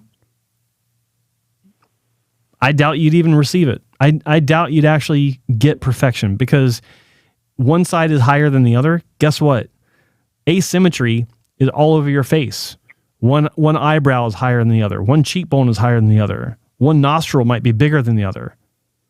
One ear might be kind of weird compared to the other. Like, no one's got a perfectly symmetrical face. Therefore, they don't have a perfectly symmetrical hairline.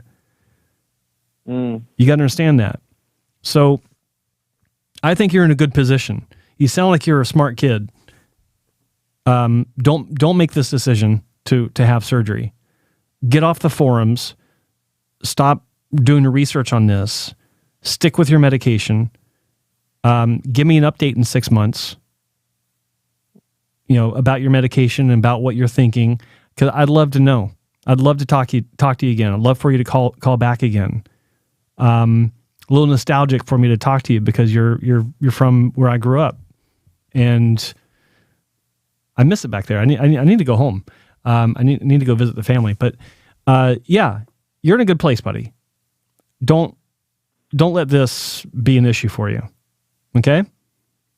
8 years. Right, I did have 8 years is not that far from now, but it is a while from now. So just deal with it. Cross that bridge when you get to it. What's your other question? Oh, well, I did have one question. This was just completely out of curiosity. And first, let me just say thank you for taking my call. I actually sometimes tune into this show. Usually you have the other gentleman. It's been a minute since I tuned in, but usually you have the other gentleman with you.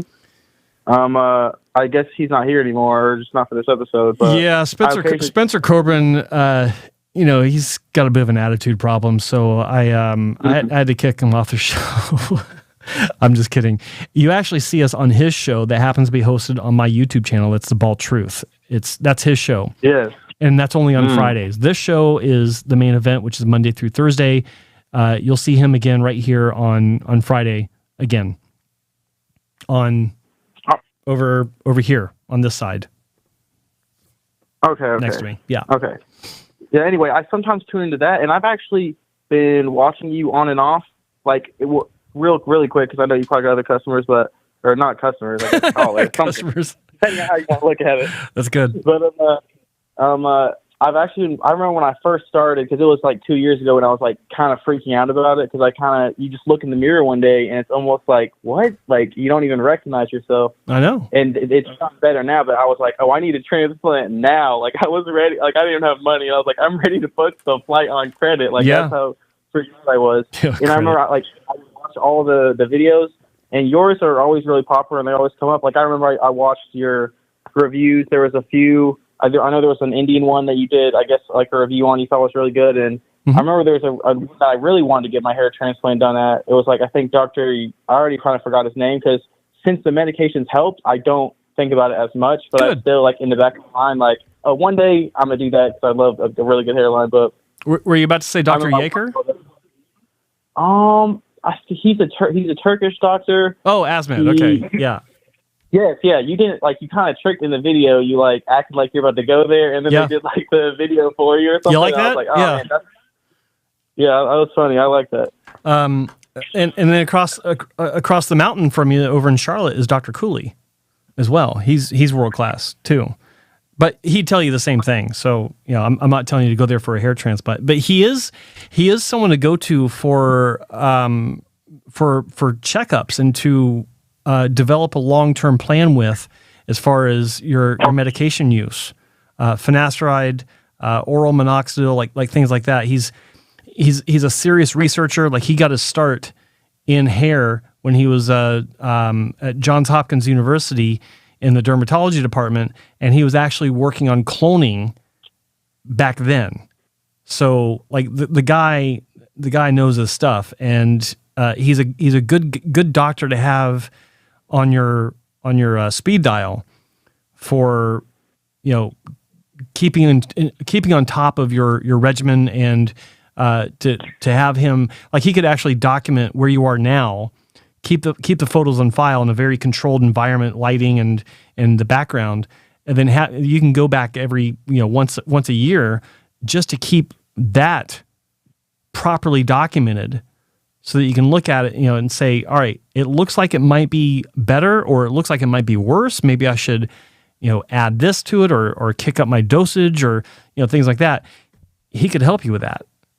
So could Dr. Cole down in Atlanta. Oh, this is my second question, and actually what you just mentioned about him actually goes into it. Mm-hmm. I haven't actually even researched American doctors, because I just, like, assumed they would all be so expensive compared to, like, overseas that it wouldn't even be a consideration. Mm-hmm. But, like, how different is the expense, I guess, for him or just any other American doctor versus just, like, going to, like, Turkey, which is what everyone loves to do. It's like the favorite popular thing. Well, I mean, it depends on what you're looking for. It depends on the size of the surgery. Like, it's more expensive, yeah. But I'll say roughly double graft for graft. But even that's not entirely accurate. It could be a little bit less than double. But that's on the surgical side of things. Like, you know, you're not ready for surgery, so that's kind of a moot point.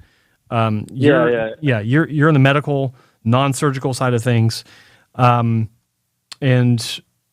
ultimately, I think you should just ignore the issue in general. But if you want to, you know, if you're kind of anal about this stuff and you want to document it, then that's a good route to take, is to, you know, get to know one of these doctors, go to the clinic every year or two, you know, like, it doesn't have to be every year, and just keep it documented and have them involved in it, so they can give you their honest assessment. Because, I mean, they'll work with you just to make sure that you know what you're doing and you're on the right track. And, you know, maybe you will have surgery one day, but maybe you won't. Hopefully you won't. Hopefully, you know, you can leave all this behind you because you got your medical side of things worked out, and you're keeping your hair, and you're good. I think that's the likely scenario for you if you just stay the course. All right. This is my kind of last part to that question. Jesus Christ, another question. Just kidding. Go ahead. I guess in your professional opinion, because you probably look at this stuff all day just because it's your job. You have no idea. Do you see, like, I guess, the prices in the United States, like, going down? I guess every year. Like, you don't? No. Ooh. I think they stabilize to. I mean, look. You're talking surgery again. I told you not to talk surgery. Like, that's not an option for you right now. But you're talking surgery. But still, like, I there's always options to have, like, a discount of some sort.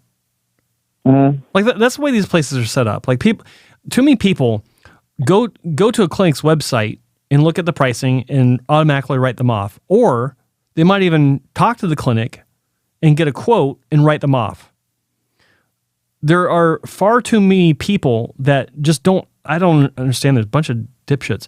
Like, call the clinic and say, is there something we can do about the price? Like, can I be on a standby list for last minute opening? If we got a flexible schedule, can we? If needed, as per your advice.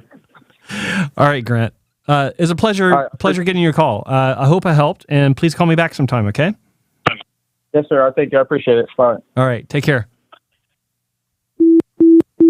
All right, toll free 833-563-4247. It is toll free North America and worldwide from any calling app like Skype. It's toll free 833-563-4247.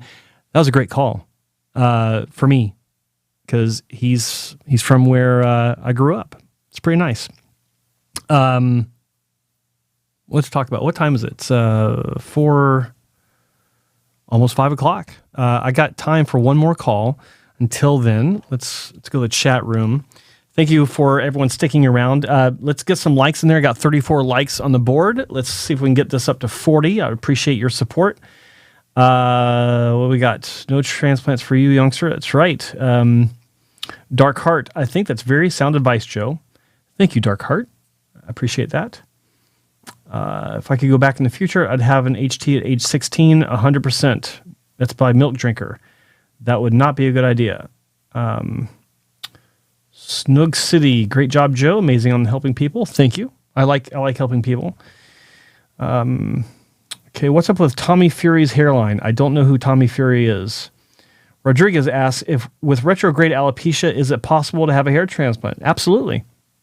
Absolutely. Retrograde alopecia does not usually continue vertically all the way up the scalp and the back and the sides of the donor region. It usually stops in the nape area or above the ears. What's funny is most of the cases of retrograde that I've seen on the sides, there's still the band. If you're watching this, if you're listening on a podcast, you can't see what I'm talking about, but you can see a band along the sides that is, ironically, the sweet spot for a strip surgery. Almost every time. Not every time, but almost every time, it's right there in that sweet spot. So, yeah, it's more than possible. You're on the main event. What's your name and where are you calling from? Hello, you can call me the Norwood Shaman. I'm calling from Sweden. The Norwood Shaman from Sweden. Thanks for calling. How you doing? Exactly. Yeah, I'm good. How about you? Can't complain. Can't complain. Having a great day here in Vancouver. What's going on? What can I help you with? Great to hear. So my first question would be, most clinics have post-op guidelines, about how to take care of it and stuff like that. Yes. And most of them have different guidelines. Why is there no set guideline that everybody follows? Well, it's called the practice of medicine for a reason, because everyone's practicing. Like, they don't know. So you're the guinea pig. Now, the serious answer is still, yeah, it is the practice of medicine for a reason. Like, you won't find two cardiologists that would do an open heart surgery or some sort of bypass the exact same way. They have their opinions on what's better for a particular case. Now, when it comes to hair transplant surgery, it's the same thing.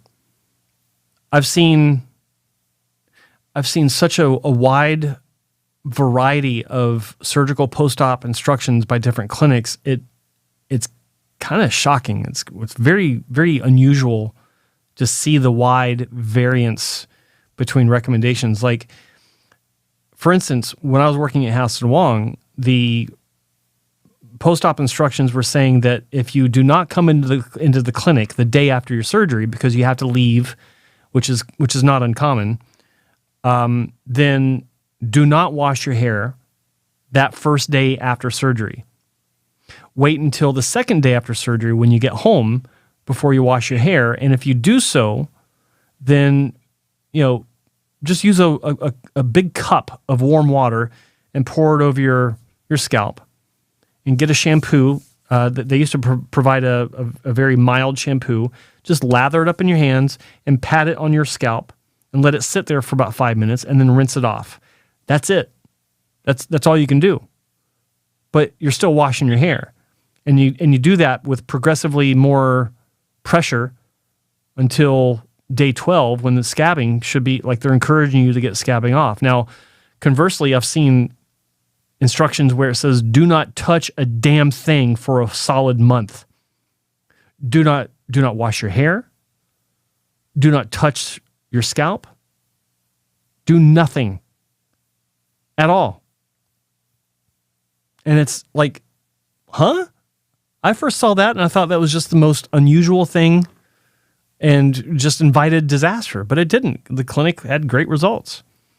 So I do believe that patients should, doesn't matter how weird the post-op instructions are. Well, I can't say how weird, or it doesn't matter, but you should always follow your clinic's post-op instructions, because like I've seen so many people go online and say, yeah, I just had surgery yesterday. What do you guys recommend I do? Blah, blah, blah. I'm scratching my head. It's like, why aren't you talking to your clinic? Like, call your clinic. If you don't have a sheet where they gave you, or a thumbnail with videos, or a link to a video, that tells you about it, call them. Ask them yourself. Like, don't ask strangers on Reddit. It makes no sense. So, yeah, more than an answer than you're asking for, but appropriate nonetheless. Okay. And then I have another question regarding using finasteride. Mm-hmm.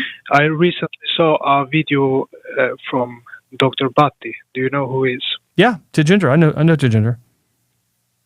Yeah, exactly. Mm-hmm. And he made a video 3 years ago, I think, but I saw the video yesterday, and he said that you shouldn't use finasteride before the transplant, but you should use it after. And the reason is that the surgeon will not be able to detect the miniaturizing grafts because they will be strengthened before the transplant. So if you use finasteride before the transplant and you decide to get off of it after the transplant several years later, and the transplanted hair will fall off. But if you use it after the transplant, the surgeon will be able to detect the miniaturized grafts and will not transplant them. They will just leave them alone. What are your thoughts on that? I like Tejinder Bhatti. I think I know him, but I don't agree with that. And the reason why I don't agree with that is because, first off, I don't know of a doctor that can legitimately look at the donor area with microscopic magnification and be able to tell you that a hair that they're looking at that looks miniaturized is miniaturized because of DHT, or if it's just now reemerging from telogen back into the anagen state.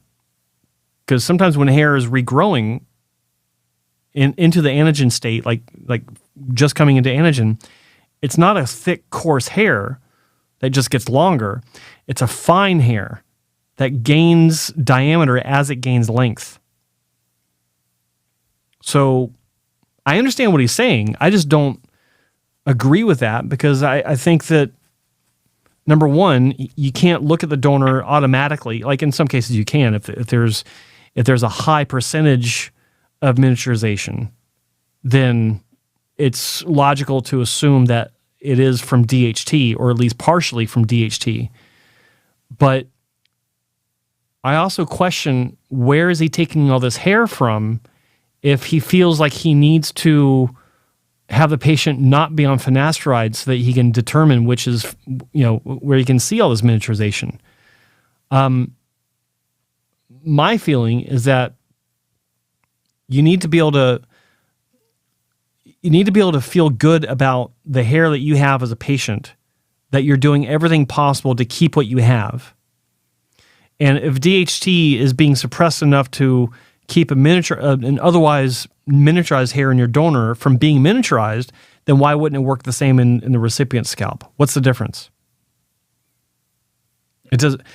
I don't know of a single case where a patient can say, yeah, I was on finasteride beforehand, and then I got off finasteride, and a lot of my donor hair fell out.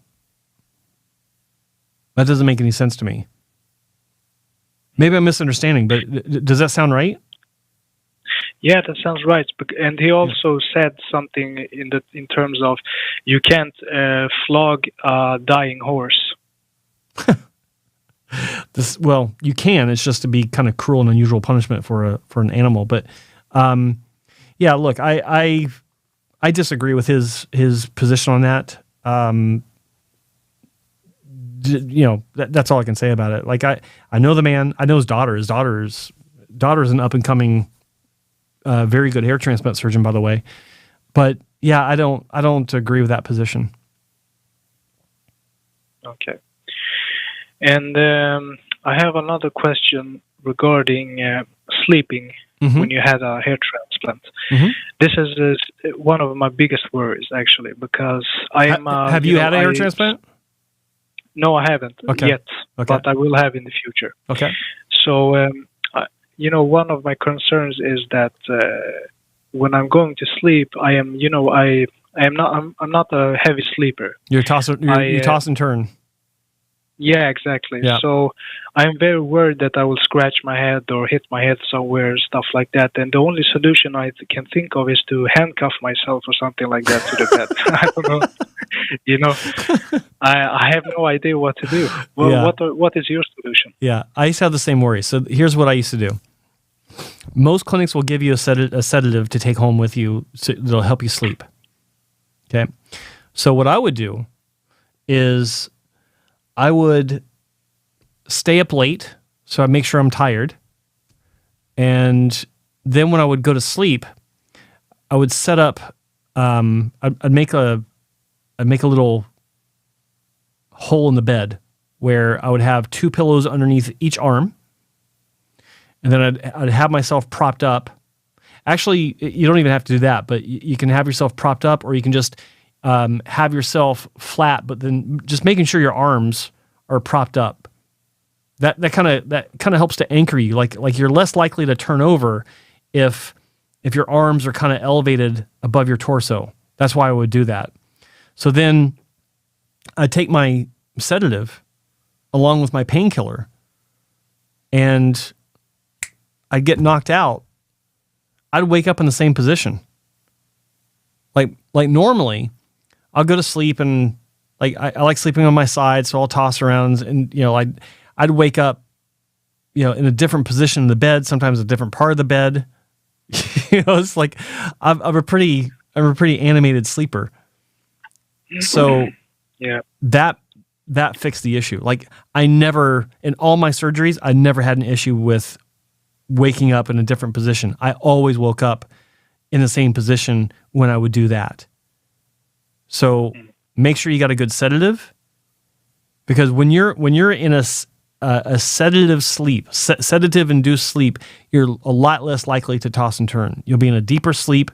You won't move. You just won't move. Well, there is a reason why I call myself the Norwood shaman, because I only take natural stuff, not chemical stuff. So that is not an option for me, but thank you anyways. Well, you're fucked then. Sorry.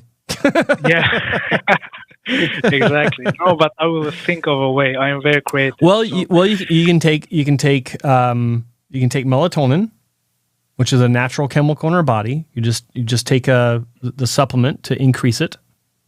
That'll help you sleep. Would you take something like that, or is it like nothing ingested, even if it's already occurring in your body? Well, let's put it like this: if I would be involved in a car crash with, where I break my back and stuff like that, I will tell the doctor not to give me any painkillers. Okay, so before you finish saying that, let me ask you this: what are you going to do about the anesthesia that they need to inject you with for your surgery? Well, I believe that's mandatory, because if I don't take it, I will be in excruciating pain. So That is, Yes. I don't think that's an option, and because I will be moving a lot and stuff like that because of the pain, and it will make the surgery very difficult for the surgeon. It will. Exactly. So that's not an option. Okay. Yeah. Thank you for not saying that you will meditate through the surgery, because I know someone that did that, and it was just, and the doctor that allowed it just, oh God, it was just one of the most ridiculous things I'd ever seen. It was actually unethical for the doctor to allow that, in my view. Yeah. But okay, good. Okay, that's a good answer, because I was going to say, like, if you're going to be one of those guys like, no, I don't want any anesthesia, then do not have surgery, my friend, because you're putting yourself at risk. Not so much your life at risk, but you are putting your life at risk for that, because you could go into shock. But you're putting your outcome at risk, because it makes it more difficult for the surgeon. Not to mention, he's scared to death of doing something that would make it worse for you, because you're going in raw with no anesthesia. Like, he's already stressed out. You don't want that. And then it's more bleeding because there's no epinephrine involved. Yeah. So good. I'm glad that you're open to that and you're accepting of that. So good stuff. Absolutely. All right. So there's another question that I have regarding wearing a hat or cap, because, after the transplant, when I'm going home, and I go to the airport, and I'm an introverted guy, so I don't like to I like to be incognito, and don't like to draw so much attention, stuff like that. So are you going to Turkey? Are you going to Turkey? No, I'm actually going to either one of your recommended clinics or a clinic in Brazil that specializes in, or I can't say they specialize, but they are very famous dealing with higher nerves. Yeah. Always look at the hairline, my friend. Always look at the hairline. That's all. That's what matters. The naturalness. Yeah, okay. Naturalness. That's all I'll say. Big numbers, that's fine for coverage, but it means nothing in my view if the hairline doesn't look 100% natural or close to 100% natural. And I know of a clinic that's got a great reputation for coverage. I just don't like their hairlines. I think they look surgical. Okay. Speaking of hairlines, speaking of hairlines, actually one of your surgeon friends, I didn't go to a consultation with him. I spoke with his patient consultant, and I sent pictures to him. I'm actually a Norwood 6/7. Okay. And welcome, my brother. Thank you. So he actually sent me a message back saying that the doctor wanted to place my hairline in a place where it's in the mid scalp. Actually, that's very high up. And I told him, why? Because he's told me that my donor area is not good enough. But many clinics have told me that my donor area is average. But this doctor told me that he can't place my hairline lower.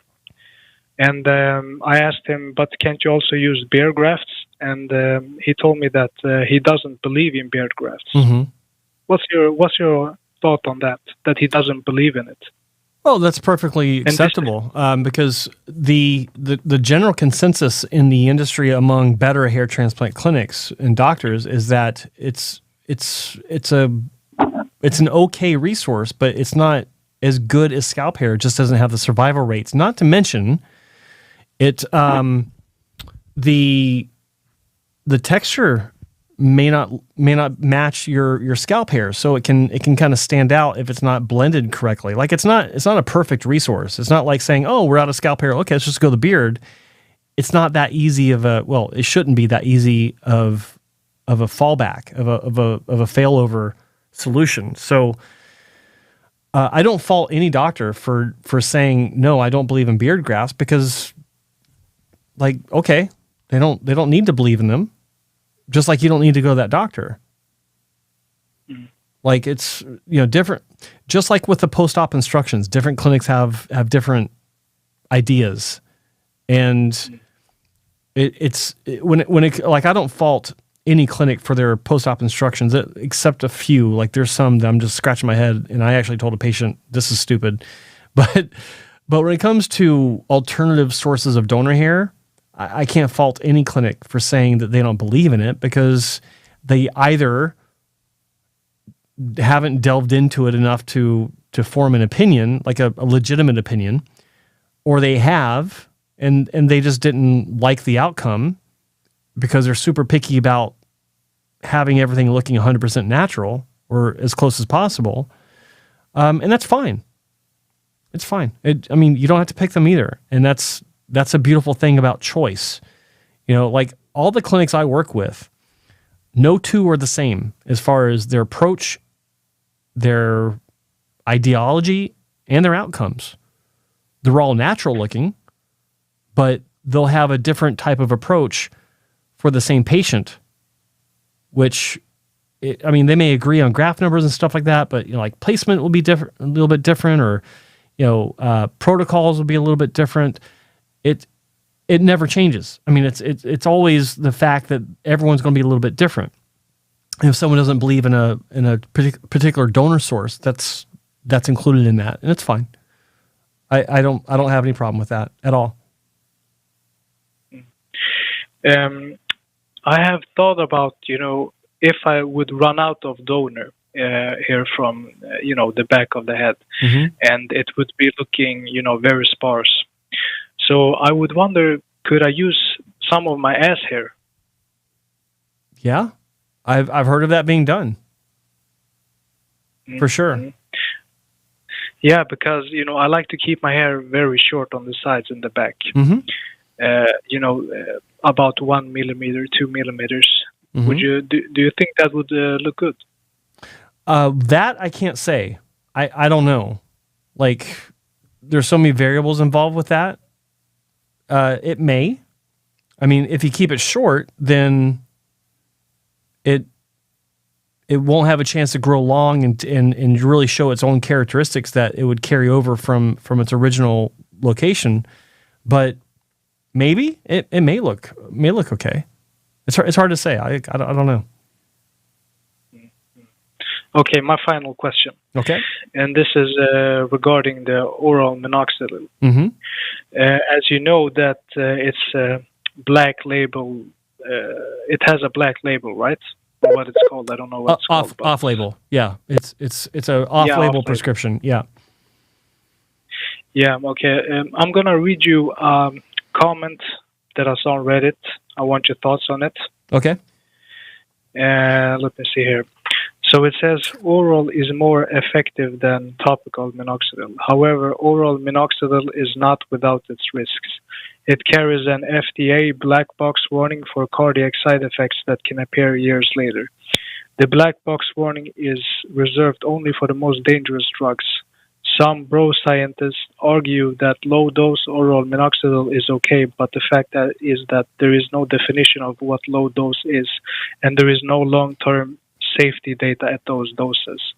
On the other hand, topical minoxidil has a long-established safety profile relative to oral, but only about 40% respond to the drug, and it's less effective overall when applied topically. And the minoxidil may not be converted to its usable form, minoxidil sulfate, by using topical tretinoin in addition to topical. In addition to topical minoxidil, minoxidil is converted to its usable form, minoxidil sulfate, by the sulfur transferase enzyme and turns 30% of non-responders into responders and still maintains a significantly higher safety profile than oral minoxidil. The only issue is that tretinoin makes your skin more sensitive to the sun, so if you have short hair, be sure to apply sunscreen or wear a hat. Yeah, who's going to do that? Like, that's such bullshit. I can't stand... Yeah, it's so much better to use this, but you might get skin cancer from all the sun exposure because your skin is much more sensitive. It's like, I hate that. It's such a pain in the ass. I feel your pain. It's like, Jesus God. It's like, okay, I'm going to take this to offset the side effects of that, but then what I'm taking to offset the side effects of this also has its own side effects. So you wind up taking like 19 different things, and you're trying to stave off the fact that you're growing a third arm out of the back of your head from all. It's like it's so stupid. Okay, so first off, I've not heard of the black box reference with the FDA classification of Lonatan, which is the original form of minoxidil, oral form. The unknown long-term safety profile at low dosages. Logically speaking, I think it's fair enough to say that it's less than the long-term issues that come from the normal dosage, which I believe was 10 milligrams. Now, I'm just pulling this out of the ether from memory, but I do know, like, oral minoxidil has been around for decades. Absolutely decades. And for the person that keeps trying to call in from area code 213, I really appreciate the call, but I'm not taking any calls after our Norwood shaman from Sweden. So thank you for trying to call. So oral minoxidil is being shown anecdotally by a lot of clinics to be more effective than topical. And I think the main reason of that is obviously because it's systemic, whereas topical, the absorption rate isn't going to be the same. And they keep trying to call. It's not going to be the same from person to person. I think systemic is a lot more consistent as far as the delivery method. But to say that it's got these, harsh side effects, I don't recall them being any different than topical. In fact, I remember reading my box of Rogaine 20 years ago, after 6 weeks after I started taking it. That's when I decided, what kind of side effects might I get with this? It was talking about cardiac issues. And I was like, nope, that's a big nope for me. And I stopped taking it. It's the same thing. Like it's the same potential side effect. So I don't see I don't see a problem with it. Like oral minoxidil has been prescribed by some doctors for over 10 years, 15 years for hair loss. And I remember it was actually at the original dosage of 10 milligrams. And even then I was like, nope, not doing it. Doctors are telling me, no, you'll be fine. No, I don't care. I'm not risking it. Now 2.5 seems to be the standard that people have moved down to, which is what's considered to be quote unquote low dose. That seems to be the threshold for efficacy. Side effects are still potentially there, but reduced compared to the original safety profile from whenever. Like my father took Lonatan for decades until, I don't know the reason why, but probably 7, maybe 9 years before he passed away, his doctor switched him to a different blood pressure medication, and guess what? He lost the rest of his hair. Like he went to a full-blown Norwood. He was about a 7, whereas before he was maybe a 4, like a strong 4. So his hair loss accelerated after he was switched off of Lonatan. I didn't even know this till my mom told me years later. After I got into the industry and I was talking about oral minoxidil, she goes, your father was on that. I was like, what? He was? So then, Q&A session ensued and I learned more about it. So yeah. I can't say it's any more side effect prone than topical.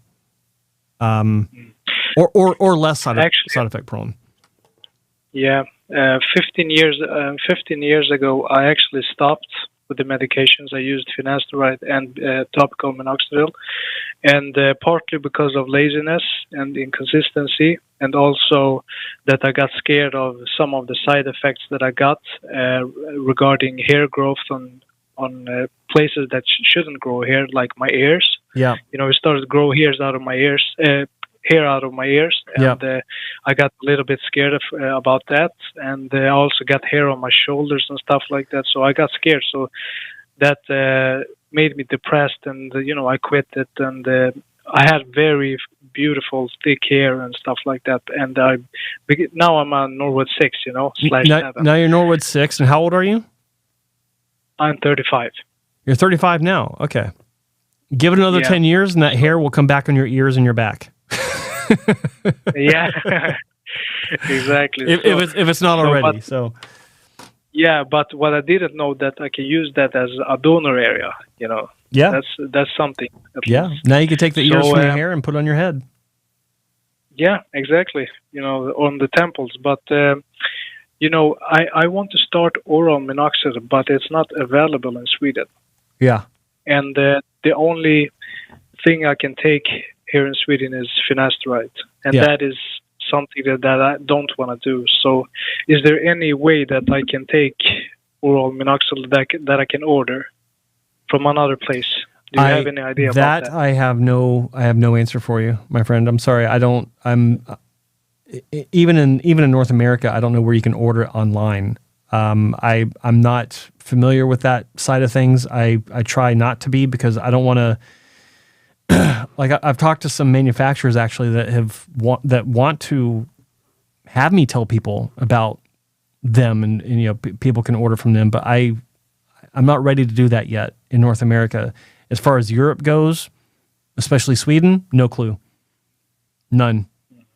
I would talk to, is it physically just not even stocked in Sweden? Like, you can't go to a doctor that says, say I have low blood pressure, can I have Lonitin, and they can't prescribe it to you even in that situation? I have no idea, but Sweden has a page on a website where all the medical drugs are listed, and oral minoxidil is not one of them. Oral minoxidil, what it's called. Okay, have you researched the alternative names that might be known as in Sweden? Yes, I have. Okay. Yes, I have. Good man. Okay, but I can't remember it at the moment. That's fine. That's fine. You did the research. Okay. I would still reach out to your doctor and say, look, can you help me find this? Is it possible that you can prescribe this to me from any resource? Like, Sweden's not a huge country, so is there any resource in Sweden, like a compounding pharmacy, that I can get this from, that can make this for me, if it's not actually? Oh, okay. Yeah, because just because it might not be shipped in and stocked doesn't mean a compounding pharmacy can't make it. I didn't know that, actually. Yeah. Yep. Maybe I can start selling it on the streets as well. And you can become a drug dealer on the street.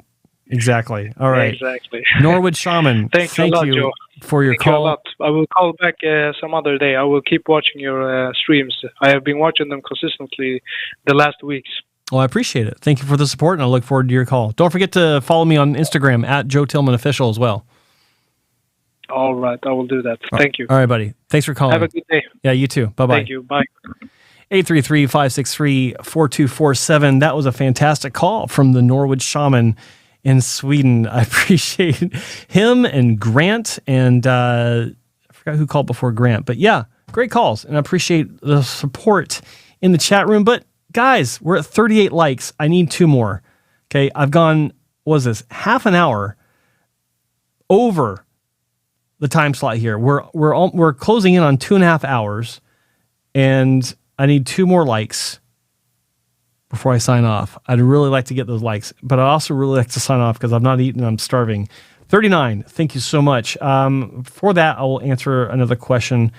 No, I did not say the caller was effed 15 minutes ago. Well, I was joking.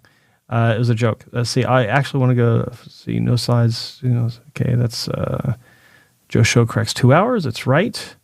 And thank you for all the likes. We're at 43. I appreciate that. I'm still going to answer a question in the chat room. What dose of Lonitin was your dad taking, Joe? I think that's from Sergey in the chat room. I think it was 10 mg. That was a standard dosage for many years that was available. I think that's what he's taking. I don't know. It was so long ago. And it was before I had any clue about, what I was going to be doing for a living. So I just don't know. I'll do one more question. Hampton Hudson in the chat room. What's up, my bro? How many hairs would you say you lose I lose per day? I haven't the slightest idea.